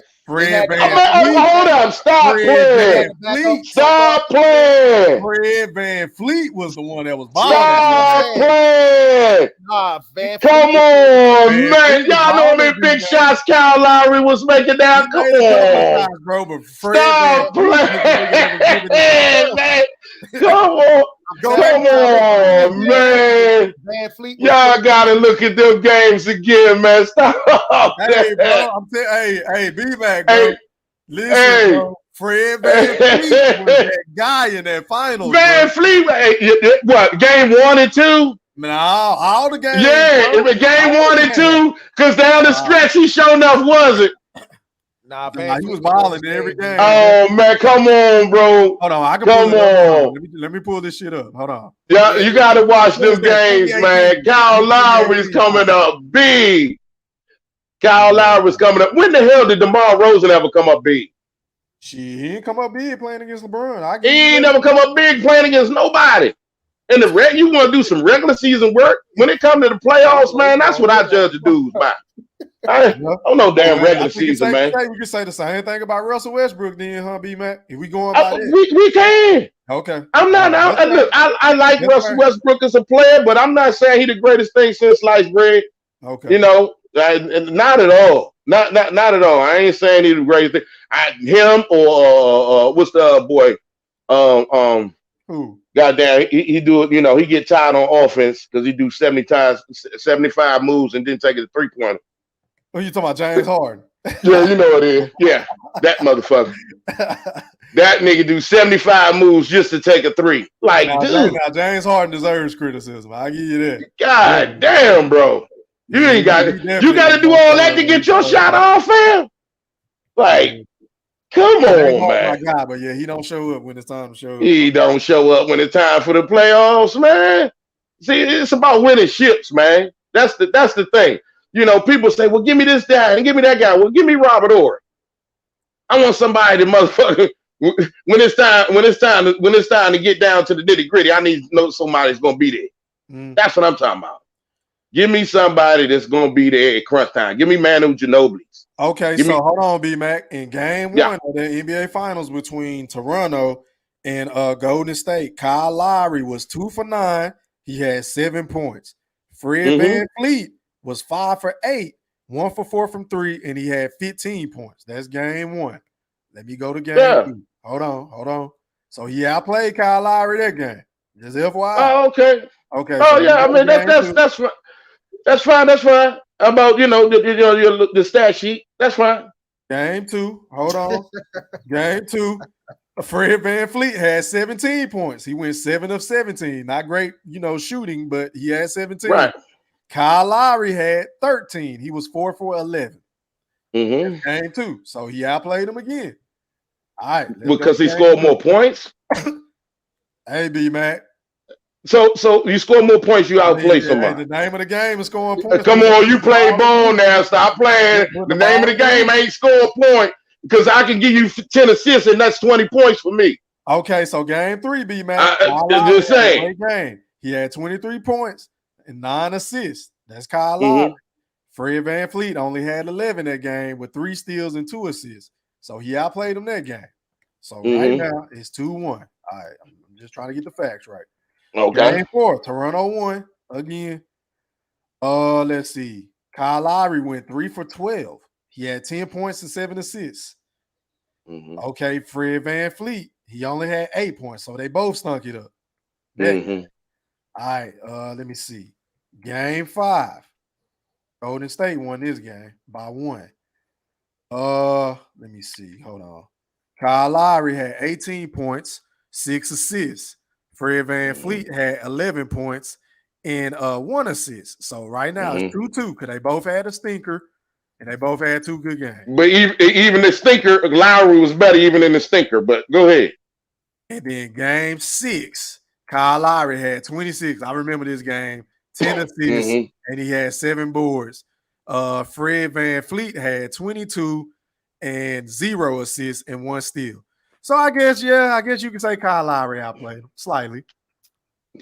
Yeah, but if you look out through that whole playoffs that year, VanVleet was the one, you know what I'm saying? Taking the big shots. Yeah.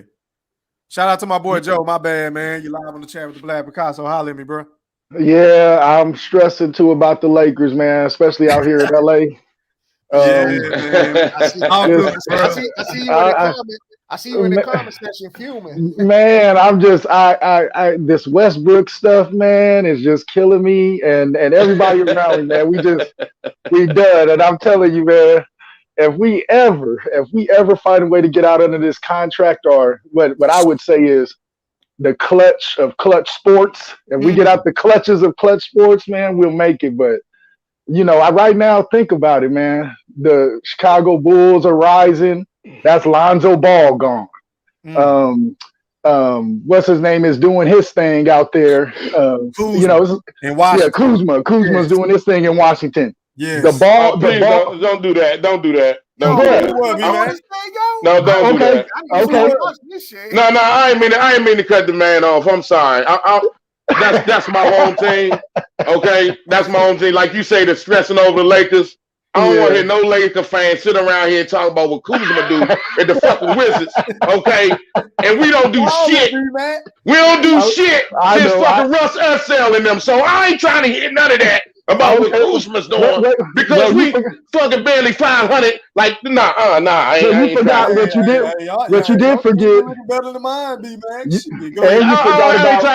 I ain't trying to hear it, fam. Hold on. What you forgot about is Gilbert Arenas era. You don't remember that era? You know what I mean? Bro, I would love to forget that era. Oh, okay. Please. I never liked Gilbert. Machine Gun. Don't win us. Are you? Hold up. What's my man named Joe? Is it Joe? Yeah. Joe, are you trying to be my enemy right now, bro? No, I'm not, brother. I'm not, brother. It's just that as a Cali dude, we're proud of our Cali ballers, man. So we got Gil there, even though he kind of on some weird stuff, but you know what I'm saying? Kind of. You know what I mean? Who you talking about, bro? Gilbert Arenas. Shit. I wish y'all had kept him. I wish y'all had kept his ass. No, he was killing. He was killing me when he came to the Lakers, man. But we stressing. I mean, well, okay, not even Kuzma, the bald eagle. Remember the bald eagle, man? We need that defense right now. Where's the perimeter defense, man? People are just walking past Russ, man. Bro, I wanted to get Patrick. I know Patrick Beverly is overrated as a defender, but at least he can hit an open shot, and at least he gonna compete. I was begging for us to get Patrick Beverly, bro. Man, I would have took Pat. I would have took Pat Bev too, man. I would have took it. I had to play with dogs like that. Yeah. Oh, so now y'all on my side. That's what I'm talking about. I'm not on your side, D-Mac. For one thing, man, this is it. I'm gonna tell you, LeBron, and I said this in the comment, is the king of the soft ass era. You know what I mean? No hand checking, no punishment in the paint. Of course, he's gonna walk around all these boys. Imagine if he would have had to go into that paint with Malone back in the day with that forearm shiver. He wouldn't be doing all that. You know what I'm saying? So the reason why I say MJ is the rawest is because this is a 210-pound dude, barely 6'6", flying through the air, stabbing it on people. The hand check, even he played like there wasn't a hand check. You know what I mean? He was dominating the era. And my problem with LeBron is he doesn't dominate the era, man. He dominates the era. He should be dominating the era. He should be doing it way better than he is. And that's my issue. And also the tailor-made team stuff where he goes out and he says, oh, I want this player and that player. And let me tell you this. Michael Jordan won those championships with Bill Winnington, Will Perdue, and Luke Longley as his centers. I'm sorry. Don't do that because he had Scottie Pippen, Horace Grant, and Dennis Rodman. You can't do that. Steve Kerr, DJ Armstrong, John Paxson. You can't do that, bro. You can't do that now. No, what it is that now we have the benefit of hindsight, and we can look back and say Paxson and Winnington, and you can say that now, but when that time was going on, as you know, because you were around, I'm 40 years old. When that time was going on, nobody was caring about no Paxson. And look at his score. Look at nobody. Let me tell you, the DJ Arm, Steve Kerr. Come on now. Look. Steve Kerr became that because of Jordan.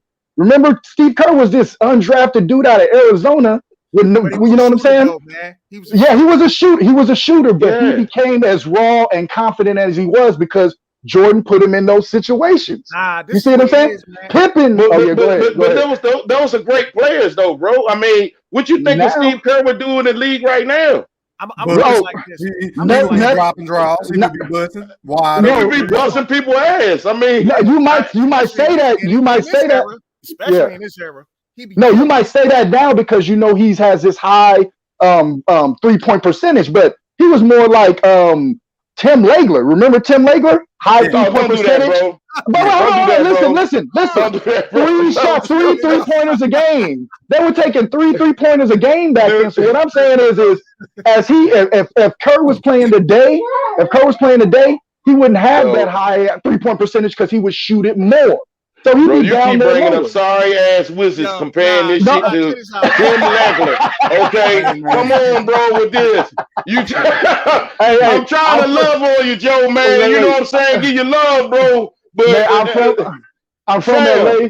I'm from LA, but I used to also live up in Fort Washington, Maryland. So I got some love for the Wizards. You know what I'm saying out there. So I'm just trying to say. Yeah, so that's why I love this, Joe. Well, I mean, what can we do in LA to reconcile the disaster, the fucking infest it's just infested with just mediocrity, right? We're like, what can we do? I got a plan. I got a plan. Here's my plan. Here's the wet dream of a Lakers fan, man. This is our wet dream right now. Go ahead. Okay, what we do is, I mean, if by some miracle, man, if we can find a way, and I know this, you guys gonna blow up when I say this, to trade Russell Westbrook and whoever to get Ben Simmons, then that would be a start. Let me tell you why.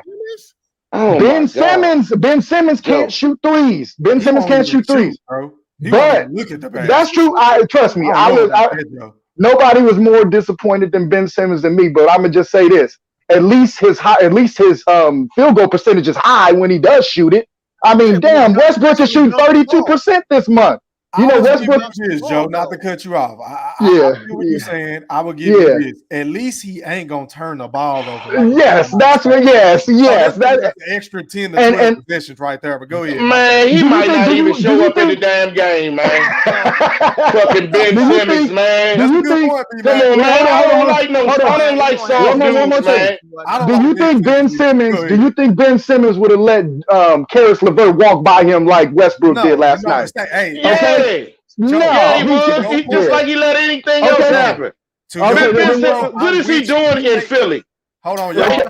Joe, like I'm with what you. is To he that doing? point, I'm Yeah. he sorry. makes E. us a hell of a lot better defensively. I'm with you on Yeah. that. Because Yeah. Ben Yeah. Simmons is a lockdown defender. And then He is. too, on offense, he controls the tempo of the game a hell of a lot better than the rest because he don't play out of control, which means we're Yep. gonna minimize our turnovers and we're gonna know how to play a better style in the half court and in transition because Russ just get the ball and just get happy. It's like they get excited, bro. Like Oh you see man, the layups he be missing. He he's the has to most. be leading the league in missed layups, bro. I He's the swear to most God. disappointing Cali baller we have, man. And I'm gonna tell you I'm when he was. saying, this is my No, thing. I'm gonna tell you this. This is my thing Go with ahead. Ben Simmons, Go man. ahead, bro. Ben Simmons, he be I'm gonna get having some water, nervous y'all. I'll be back. he be having nervous breakdowns and shit, man. That's what I'm saying, Bo. That's what I'm saying, Bo. That's what I'm saying. He might not even show up. That's what I'm saying, Bo. Okay, you're right about that. I mean, I ain't gonna lie, man. Dude is kind of soft in the booty, but at the same time, he can at least play defense. And my problem, and he won't turn over the ball. And another thing is, and I know this, every Lakers fan thinks I'm crazy because I'm on this, man. Lakers fans think I'm insane. Man, get rid of soft ass AD if we getting rid of somebody soft. Find a home for him, bro. We ain't gonna win no more championships with AD at the helm, man. You talking about soft in the this dude can't finish a season. You know what I'm saying? I mean, damn. Yeah, he just stay hurt, man. Yeah, some dudes just break bro. up. We got, He soft a different way. I don't think he's soft harder. He can't stay healthy and he can't be on the court. He's brittle, man. You talking Yeah. about dudes playing in eras? This dude couldn't play in nobody's era but this one. You know what I mean? So now, you said something about the era, Joe. Now let me say something. Now LeBron could have played back in the day. he could have. You're right. Yeah, you're right. He could have played back in the day. No. I'm not saying he wouldn't have, but I'm just saying that would he with 27 points be happening necessarily when he's a guy who finishes about 70% of his shots in that painted area? Back in the day when you had hand checking and big dudes who would knock you on your butt, I don't think he's dropping 27 points. I think he's more like a 23 point.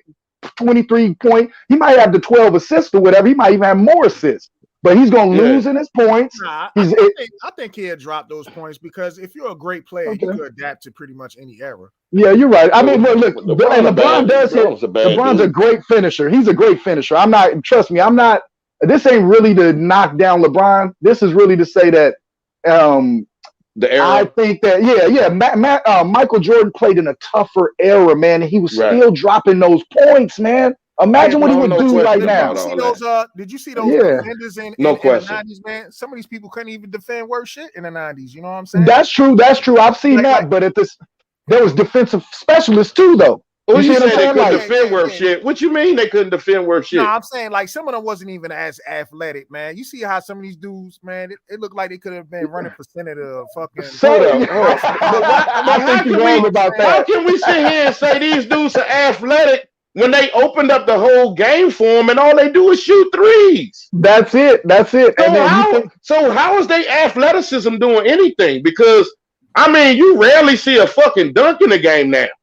Hey, I want you guys to check out something. There's this documentary that talks about how people think that people are better athletes now when that's really not the case. Because if you look at Jesse Owens, when he ran with 100, it was yards then to win that gold medal, he ran on shredded rubber tires for a track. And they based his time on what they run now on when you run the 100 meters like Usain Bolt. Yeah. And when they compare it to the surface that they're running on now, it really has it to where Jesse Owens is pretty much like a tenth of a second behind Usain Bolt on the same type of track. See, so what I'm trying to say is athleticism hasn't changed. It's just that the people are asked to do different things, and there's better training now. But athleticism hasn't changed. Because if you say that, man, I mean, Daryl Dawkins, 50-inch vertical at you know what I'm saying? I mean, I could go over Robert Some of the Pack shit was I in the seen, 90s. some of the shit I Robert seen Pack. Dr. J do, man. My goodness. Yeah, like And the Dr. athleticism really hasn't lift that changed. shit at, man. I'm sitting They here probably saying, listening like, to yeah, y'all niggas- fellas. Yeah. And y'all niggas are tripping. What These you talking niggas about? are way more, bro. Do y'all see these little kids? Do y'all see this shit? Have They- y'all they- seen these high The little schoolers play? kids? You Bro, talking about, B-Man, yeah, they shoot have you ever threes. watched these high schoolers hoop like lately? Like these niggas doing shit that we wasn't doing in the house, bro. Man, Niggas man, are I'm way gonna more say one I name, mean, what and you talking about? I think I've seen it all. Bro, Back in my day, I I was have today. two. I have two. I don't know what you talking about. Athletic than them niggas Hey, back hey, then, hey! In the '90s, I used to play at the Maryland Catholic School League out there in Georgetown, man. And I seen some dudes from DC, man, jumping out the gym. And I was 12, 13 years old. These dudes was, you know what I'm saying? So That don't was trip. yeah, you probably talking about me and the rest of my crew out there. That's Yeah, what we yeah, was yeah, doing. yeah. I don't- It was some, like that. yeah, some dudes from Man, Southeast. hey, you man. know what? You know what? Some dudes from Southeast. I'm You gonna know show what you. I'm I'm gonna send you a picture. Okay. I'm gonna send you a picture. Hey, I mean, you know, I got my shit. I'm gonna send you a picture, fam. You know, and I ain't nothing but 5'10". That was really 5'9.5", but you know, I call it 5'10". You know, Hey, trying to I get my was little ups. You know what I'm saying? I, But I yeah. was 5'11" and I was dunking in the 8th grade. I'm just being real to you. You know what I'm saying? But Yeah, one thing, I was too. one thing that's real is I could just say this one name and if you know anything about ball, you know the athleticism. Shea Cotton. Shea Cotton was way before. Yeah, Shea Cotton was way before LeBron. 6'6", 45-inch vertical. I seen him down at Inglewood High School. I mean, come on, bro. Yeah. This dude was head up at the backboard. Overall, though, I think overall, like all more athletes are more athletic compared to back in the day. Like you might have like 1 or 2 or 3 standout back in the day that was so damn athletic, but now All you these got niggas like running the jump everybody's like damn near athletic. Yeah, but that's because you can go to circuit training courses and stuff like that we didn't have back then. Hey, Back man, then, what do y'all consider being athletic? I ain't mean to cut you off. Bro, So. Yeah, oh no, that's all right, bro. You know what I'm That's saying? all right. Have Yeah. y'all seen John Morant? Have y'all seen Huh? John Morant for me? Oh, no question. John Morant. Oh, I can make but for every John Morant, I can name somebody I can compare him to. Who? You know, Robert Pack was 6'1" point guard jumping out the gym back in the day. He was You jumping know what I'm out the saying? gym, bro. But was he jumping out the gym like John Morant? No. What I'm saying is John Morant has the benefits, just like that Jesse Owen thing I was telling you is John Morant has the circuit training, the constant AAU, you know what I'm saying? You know, how many times a year? I mean, it's a little bit different. That's not fair though, Joe. You changing the argument now. I mean, No, you but got ups, you got ups. Athleticism. You What got I'm ups, you saying- got ups. what I'm saying- I've They seen. can't You help want that to see? they in the era that they in. You know what I mean? I've seen Byron Davis dunk on motherfuckers all the time. Me too. Kevin Johnson dunk on Yeah. motherfuckers all the time too. Hey, I'll give you Yeah. one. I'll give you another one, B-Mac. Steve Francis. Yep, Yeah, Stevie franchise. Lord. Yeah. I So mean, yeah, that's John Morant of the day. Is Stevie franchise was like John. But what I'm simply saying is I'm not trying to change the argument. I'm just simply saying that the athleticism hasn't changed. But when you mix the same athleticism, now you got circuit training and more things to train now. You know, back in the day, we just strapped some weights on our ankles or had the strength shoot. You know what I mean? Now these guys got professionals having them run parachutes and stuff in the gym. So it does make them a little bit more athletic at an earlier age, but the natural gift is still there, man. You know what I'm saying? This is my thing, Joe. This is why I say how athletics change. When you start seeing a lot of white boys dunking like, you know what I'm saying? I mean, like, damn, dog. Like back then, they had to make sure white man can't jump. but see, hold up. But guess what? That same white boy you talking about, that motherfucker can't play. No, again, now he see if he make it to the league. Because look at what's his name, the White Iverson. What's that dude's name? The dude from Virginia, something Mac or whatever. Yeah, White Iverson, man. That dude, he's nice, but he ain't NBA nice. You see what I'm saying? Like he's getting to the league, and you know they know he ain't gonna be dunking over Rudy Gobert like that. You know what I'm saying?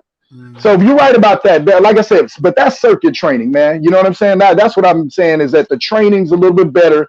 The athleticism, and back then, you know, I don't know what happened. I don't know what got these white boys now deciding that they can ball like that. But something flipped the switch off in their head, and now there's more white dudes I see at the courts now than I ever have. You know, back in the day it was just all brothers. You know what I'm saying? And now I just see more. Yeah, you know what I mean? Yeah. Oh, Steph Curry.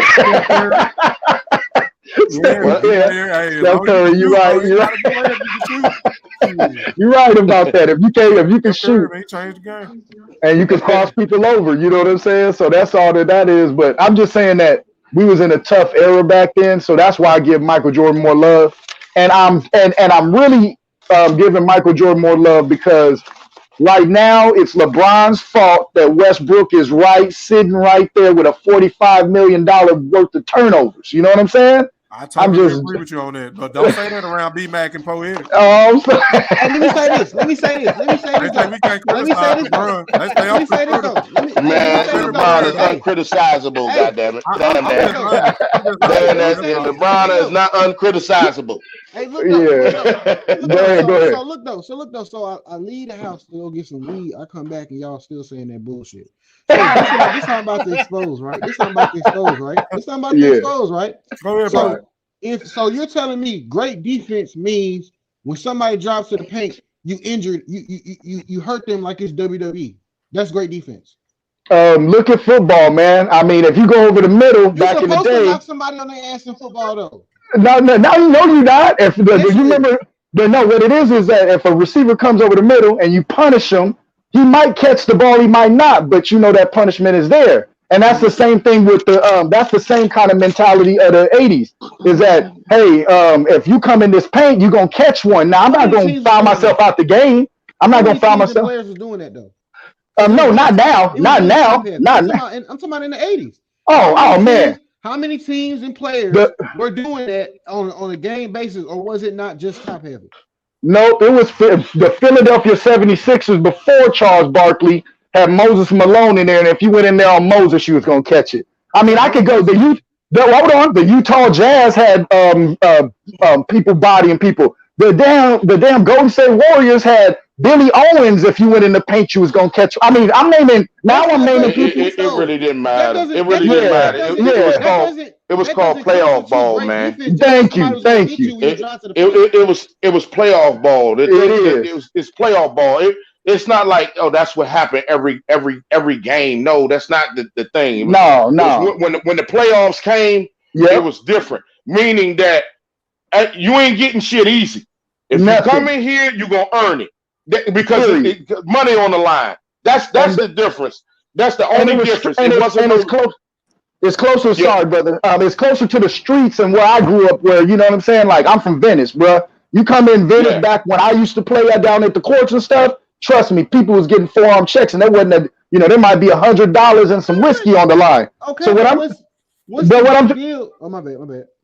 saying is that what I think that today's game is the AAU-ification of the damn NBA has made it to where you can't even a dude can do a Euro step around you and you don't do nothing but just stand there. It just don't look right to me.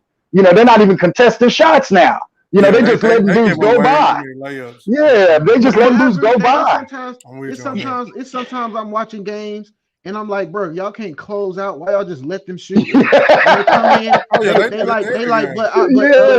the same time, listen. At the same time, just because somebody you sitting here praising something that any person can do at any park or recreational center. No, it's not any person. But the reason why I say that is because these dudes are gigantic dudes. I mean, I used to go to Lakers games and I used to say, man, if these dudes was at the Venice, they'd be murdering dudes at the Venice court. See, it's the size and the kind of guys that they had. I mean, just the New York Knicks, just think about Anthony Mason. You know what I mean? Anthony Mason had skill. He could do more things than just body you up like that. But he was going to make sure he contested every single shot that came through the lane. So it's not really something that everybody can do. It's something that only a big, gigantic dude can enforce against another big, gigantic dude. It's a size thing. The sorriest nigga on the bench in the NBA will go to any gym or park and give and murder. And murder. And give him the business. Listen, y'all really gonna sit up here and tell me that goddamn Bill Laimbeer is gonna lock up KD and LeBron and all? You really out your y'all really gonna Bill Laimbeer face scale? Yeah, go ahead. See, you know the thing. They ain't in The same thing you did. position, bro. Yeah. The thing your problem is this: is that y'all look at this saying if you're athletic and you can do all kinds of little things, that you're a better basketball player. Basketball isn't all about athletics, No. okay, and athleticism. See, the thing about it is, it's fundamentals, and the game needs to be simplified. These guys that you talking about, and this is why I stepped away from the game. Hold up, poet. This is why I stepped away from the game. It's because these dudes don't work on fucking fundamentals no more. These dudes don't work on fucking technical fucking moves. All these niggas is in here 7 foot, and they working on a 3-point shot. Joel Embiid should be dominating at 7 fucking 2 or some shit, 300 fucking pounds. He should be out this. Man, the last time I seen motherfuckers was moves was Akeem Olajuwon. There is no more Akeem Olajuwon. I know, man. Because nobody works on the game. When Magic back you down to you, it looks stupid because he ain't doing nothing but backing you down. But I'm not gonna waste my fucking energy like fucking James Harden and do 27 moves just to shoot a 3-pointer and miss, and then go back down and this nigga score on me. Stop playing. See, the thing is, it's fundamental basketball. I learned this when I was very, very young. I was about 12 years old. I was down at the court with my homies. And we were sitting there and you know, I mean, we like, yeah, you know, we think we the shit, you know, and we good. Okay. Man, 4 or 5 white boys came down that motherfucker, right? We acting like we can't play and shit. Y'all wanna play? You wanna play. Yeah, let's go. So we doing all our shit. Man, them motherfuckers was picking, screening, locking, passing and moving. Motherfuckers was passing without dribbling and shit. And man, we was getting our ass whooped, and I said, you know what? Time out. That's real. Real talk. Let me tell you something. Them always be the hardest niggas to play against. Exactly. They do everything right. They don't miss free throws. Exactly. They gonna run a half-court offense the whole game. The whole game. Motion offense. Offense. They gonna I'm 11, 12 years old. I learned more in that one session than I had learned in the last 5 years. And I said, hold up. Yeah. I'm going to do something different here. Fundamental basketball always going to prevail, man, because it's a team sport. So that's why athleticism shit, that don't mean nothing if you ain't got no fundamentals. It's a problem that Ben Simmons can't shoot. It's a problem. It is. It's a problem. But it is. It's a handful. Kyrie Irving, Steph Curry, Kevin Durant, of course. Yes, those guys you was talking about. LeBron got fundamentals, man. No, not like that. Bro. He's more athletic than anything. He's more athletic. I took offense to you calling out Bill Winnington in them, okay? Okay, I really did. Because Bill Winnington was balling at St. John, right? Is that what it is? You cannot sit here and tell me that when that ball came that way, Bill Winnington wasn't hitting that fucking 15-foot jump in the No. And that's skill too. You're right about that. You're right about that. But the reason why I make that center argument is, yeah, Bill Winnington. I remember St. John's. Remember he was at St. John's out there with Mullins and all that. But, right. But Winnington was really, fundamentally sound, great 15 to 18-foot jump shot over there in the little corner. Okay, that's skill. But at the same time, I'm just saying that he's not Hakeem Olajuwon. He's not Shaquille O'Neal. He's not. Of course not. I'm just saying that Jordan didn't have them. But I'm saying, what would Bill Winnington do right now? He would murder right now. He'd be flying some folks out there right now. He be Nikola Jokic right now. Yes, Nikola Jokic. Yeah. And he would be able to play because he could shoot. And he can hit that three. Remember, he can hit the three. Yeah, man. It's like these dudes really had something going. Like, I mean, like you said, E, the sorriest motherfucker on the bench will go down there to the court and beat the shit out of everybody. Crush you. That's a fact. There's this dude in Venice, man. I don't know if he's still there, but years ago, man, there was this dude, and he was an ex-NBA player. I can't remember his name, but he would get off he turned into a real bad alcoholic and stuff. And I'm not joking. He was in that movie White Man Can't Jump. He was this old light-skinned dude with the gray hair on there and the biker shorts in the movie, but that dude was real. And he'd be right there on the courts. If you gave him a little bottle of Crown, he would go over there and shoot half-court shots and just swish every single one of them, man. You know what I mean? Like, this guy would come off the bench drunk, like, wet. You know what I'm saying? I'm just serious, man. So he was an old NBA player back in the 60s and 70s when they was doing all that coke. I think he got caught up in all that. You know what I mean? But then you're right. They come to these courts, man, and they would just dominate. You know what I'm saying? No doubt, man. Yeah, it's a different game, man. It's a different game. Poetic, do you have any rebuttal, bro? Because I know you was trying to make a point. What did you finish your point? I'm sorry, I'm texting. I forgot my bad. This nigga. Wow. that's what's wrong with them little young boys, man. This nigga be begging me to Head talk of the about phone, man. This nigga be begging me to talk about the NFL. Exactly. Yes, he do. All the time. We talking about it now. He don't want to talk. Poetic texting. Yeah. He's texting Errol Spence's girl. Oh, random ass nigga. Hey, Mo, you wrong, Mo. That's cold. Thriller know who I'm texting. Nah, I don't know who you texting, bro. Man, you know who I'm texting. You know, I done caught the Love Jones, dog. Oh man, you called the Love Jones, He man. did, man. He over there listening to Maxwell and shit. Nah. He not that. Come on, he ain't that smooth, man. Don't do that. Maxwell. He ain't no Maxwell. Man, he out there pumping Trey Songz or something, man. Nah, Tory Lane's cool. No, but one of the things I thought we should. If you jump on this topic because you were asking about things you should talk about. Yeah, man. I want to get into that the boxing history. Like, where would you compare?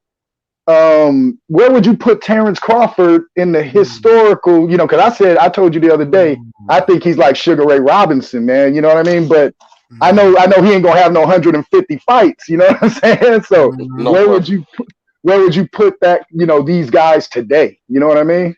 You talking about the guys in this era today? Yeah. I mean, yeah. I wanted to know. Bud is definitely up there. I can't pinpoint exactly where. That's hard. His career's still going, but yeah, he up there, bro. He's one of the all-time greats. I think so, man. I think so. But what all-time great too. That's where I go from. That's where I go to why I'm not really a big Errol Spence fan is because I don't really know where to I can't place him in there. You get what I'm saying? Like that's my whole argument behind why I'm not. It doesn't really have nothing to do with his, not taking care of himself or anything, or even his annoying fans. It's really about where do I place this guy that's only really fought at welterweight. You know what I mean? He some of the guys he beat. I mean, Crawford did the same but better. And then I just don't see guys was doing 3, 4, 5 divisions different. And matter of fact, there wasn't even, remember, there used to be just welterweights. You know what I mean? It wasn't 25 divisions and shit. You know what I mean? I don't penalize them so much for staying in one division. I mean, it's great if you can move up. I mean, Marvin Hagler always stayed in one division. Right. He's one of the greats. I mean, it's, I think that, your body of work is your body of work, whether it's one division, 3 divisions or 4 divisions, whatever it is. It's your body of work. It's really your body of work. I don't like the fact that he's been in that division for so long with only 2 belts. That's the thing with the body of work. Yeah, it's your body of work, and it's not. You could say that you hungry in the strap season, these are things, but it's one thing is once you get it, then do you want more, or is this it? The difference between Bud always want more. He's always striving to be greater, hungry, stay that way. From 135, he won it. I'm gonna go up here to 144. I'm winning them all. All right. Now that I won it all, I want it all again at 147. I want to go after them dudes again. I want it again. And that's all every all-time great fighter was like that, whether you stayed in that division or you moved up. You talk about guys, it doesn't matter whether you was undefeated or not. this whole little Floyd thing got everybody all fucked up about this That's true. shit. He Which is ruined it. bullshit. Like he's not the only fighter who's fucking retired undefeated. It's like, God damn, bro, what are y'all talking about? Andre Ward was undefeated. I mean, shit, you really want to get Ricardo Lopez was fucking 51-0. Man, all right, you really want to go with it. Hell yeah. Okay? So if you really want to get down to it, but what difference do it make? You know what I mean? You talk about numbers, Rocky Marcianos and all that. Look, your body of work, your body of work. I mean, from Oscar De La Hoya's all the way, Felix Trinidad. You talking about Sugar Ray Leonard, the Ray Robinson, Sweet Peas. I mean, all the greats you want to talk about. I'm just talking about those lower weight classes besides the heavyweights. The Roy Jones, nobody's giving love to the Hawk, man. Nobody talks about Aaron Pryor anymore. Aaron Pryor, come on, man. Aaron Pryor and Alexis Arguello and shit. That was my dude, man. Yeah, that's my dude. The Hawk was the bad motherfucker. Like beast, bro. Yeah, these guys, Duran and Hearns and Leonard and Hagler and the Folk Kings and all, these guys fought and they wanted. They wanted the other. They wasn't tripping about. Well, I want to get 2 belts, or I want to get another belt, and I want to get this belt. I don't give a fuck. Get the motherfucker in the ring. Where's my check? Because I want that nigga. The only death that I remember historically, the only one, because everybody else fought each other, was, and this is true, and I just have an issue. Sugar Ray Leonard ducking the Hawk, man. Don't do that. Sugar Ray Leonard ducked the Hawk, man. Don't do that. Don't do that. What people say? Don't do that. Because they want to Ray Leonard duck him to fight Hearns. No, the Hawk. He was supposed to fight. Who did he fight? Aaron Pryor was Aaron Pryor was supposed to fight Sugar Ray Leonard. I know, and who did Sugar Ray fight? Oh yeah, you're right. He went and fought Hearns then, right? Okay, come on. But the Hawk, come on, bro. You know the Hawk deserves that. I like to see the fight too, but goddamn it, it's a duck if he went and fought Hearns. I mean, I heard that the Hawk beat him in in a training, I guess, or something like that, a USA training, I guess. Yeah, I mean, do you really feel like Sugar Ray ducking somebody? All the guys he fought? No. You wasn't no duck, but I said the only duck I can remember is that hey, the Hawk was hungry for that, bro. That's what he reminds me of Crawford, because Crawford. How about a fight that you wanted to see that you didn't get to see? How about that? Oh yeah, that's a good one right there. We just named one, but really, I'm saying, how about you call that fight was a fight that you wanted to see? And did you didn't get to see it? Oh yeah, you're right. Sugar Ray not a duck. Yeah. I mean, you putting Sugar Ray Leonard and duck in the same sentence, just like it's kind of blasphemous, man. Hey, I know, because it kind of sounds like in every boxing area. Of course, I'm not as old as y'all, so it seems like to me in every era there's always been at least 1 or 2 fights that everybody we didn't get to see. We didn't get to see. Tyson Bowe, man. I wanted that Tyson Bowe joint. You know what I'm saying? They wasn't gonna do that. They was friends, I man. wanted to. Yeah. I know. They wasn't gonna do that. But that would have been hard though. Tyson and Bowe, man. Come on. That would have been. That really would have been mean. Clash of the Titans, bro. Prime Tyson. Too. Yes, sir. We've been on here for 3 hours, man. Let's go ahead and goddamn. Oh shit. Thanks, man. Thanks for talking, Mamuchi, y'all. Yeah, man. Go ahead. Closing thoughts, man. Go ahead, Joe. Closing thoughts, bro. My closing thoughts is that I love just talking to y'all, man. It's hard, you know what I'm saying? I'm in the military. So I'm up. So because I'm in the military, I don't get to, you know what I'm saying? We have these arguments and stuff, but I don't talk to nobody who has any kind of real idea. I talk to a bunch of young cats. And they don't know anything. So thank you guys, man. Thank you guys. I love your show, and I'm gonna be doing this all the time, man. As soon as you on, man, I'm jumping to it because I at least I get to talk to some people with some knowledge, man. So one love. Appreciate you, Joe. Shout out to my niggas in Cali, man. Shout out to the military too, man. Thank y'all. Hey, Joe, real quick before you go, man. I appreciate your service, man. Thank you, man. Because at the end of the day, I know damn well I ain't gonna do it. So I appreciate that you doing it for me. Real talk. For real. I ain't lying. Real talk. That's no shade. That's real talk. I appreciate you. Hey, yo, Poetic, closing thoughts, man. Yeah, shout out to everybody on the chat. Shout out to dude who was just talking. I forgot your name, my bad, but thank Joe. you for your service. Joe. Yeah, Joe, appreciate your service, man. I really don't take that stuff for granted. And just hope everybody be safe, man. Stay out. Y'all need to stay away from, Omicron, Megatron, Optimus Prime, COVID, all I that know that's stuff, right. man. Stay away from that stuff, and always remember, Teofimo Lopez, pound for pound, #1. That's all I'm saying. He had to go with some troll stuff. Hey man, sign out of that OnlyFans account, man. Sound like you got something going on over there. OnlyFans.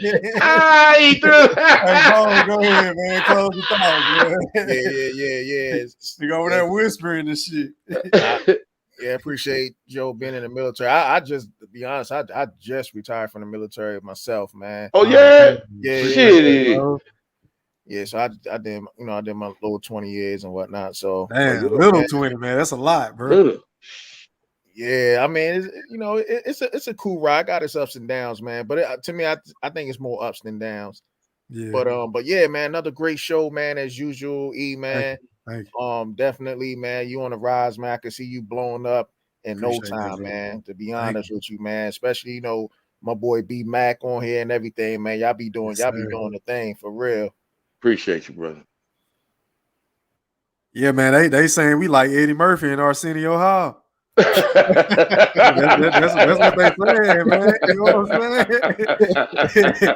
Man, that's all you had to say, Bo? Yeah. I appreciate you for tapping in, my guy. B-Mac, man, it's on you. Closing thoughts, bro. Okay, appreciate it, man. First of all, man, I want to thank Bo. I did not know that, brother. I want to thank you, my brother, for your service, man, and them 20 years put in, man.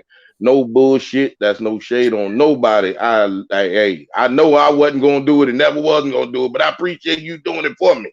I appreciate it. No bullshit, man. That's a hell of a thing, man. Congratulations to you. Bo, poetic as usual.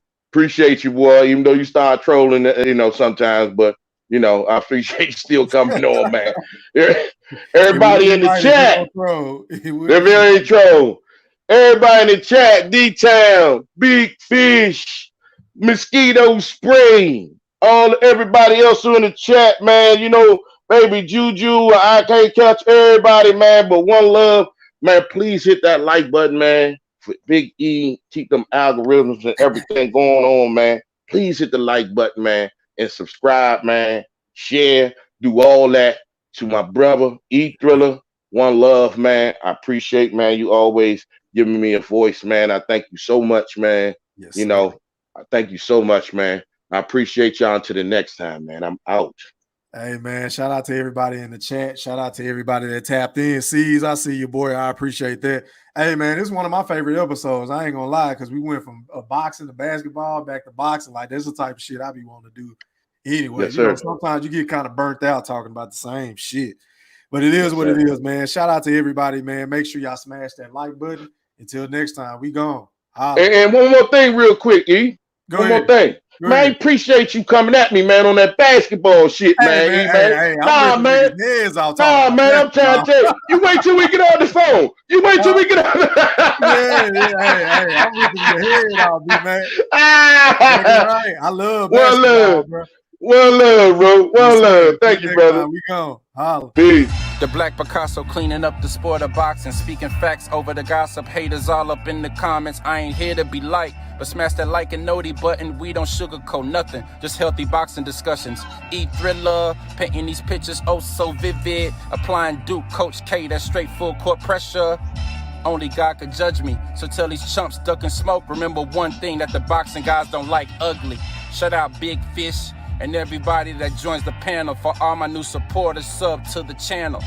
Like Floyd say, it's easy work. That bait jab with that left hook send them straight to sleep. Experts, we the experts. We never sugarcoat. Tune in to Black Picasso. Sit back, enjoy the show. Enjoy the show.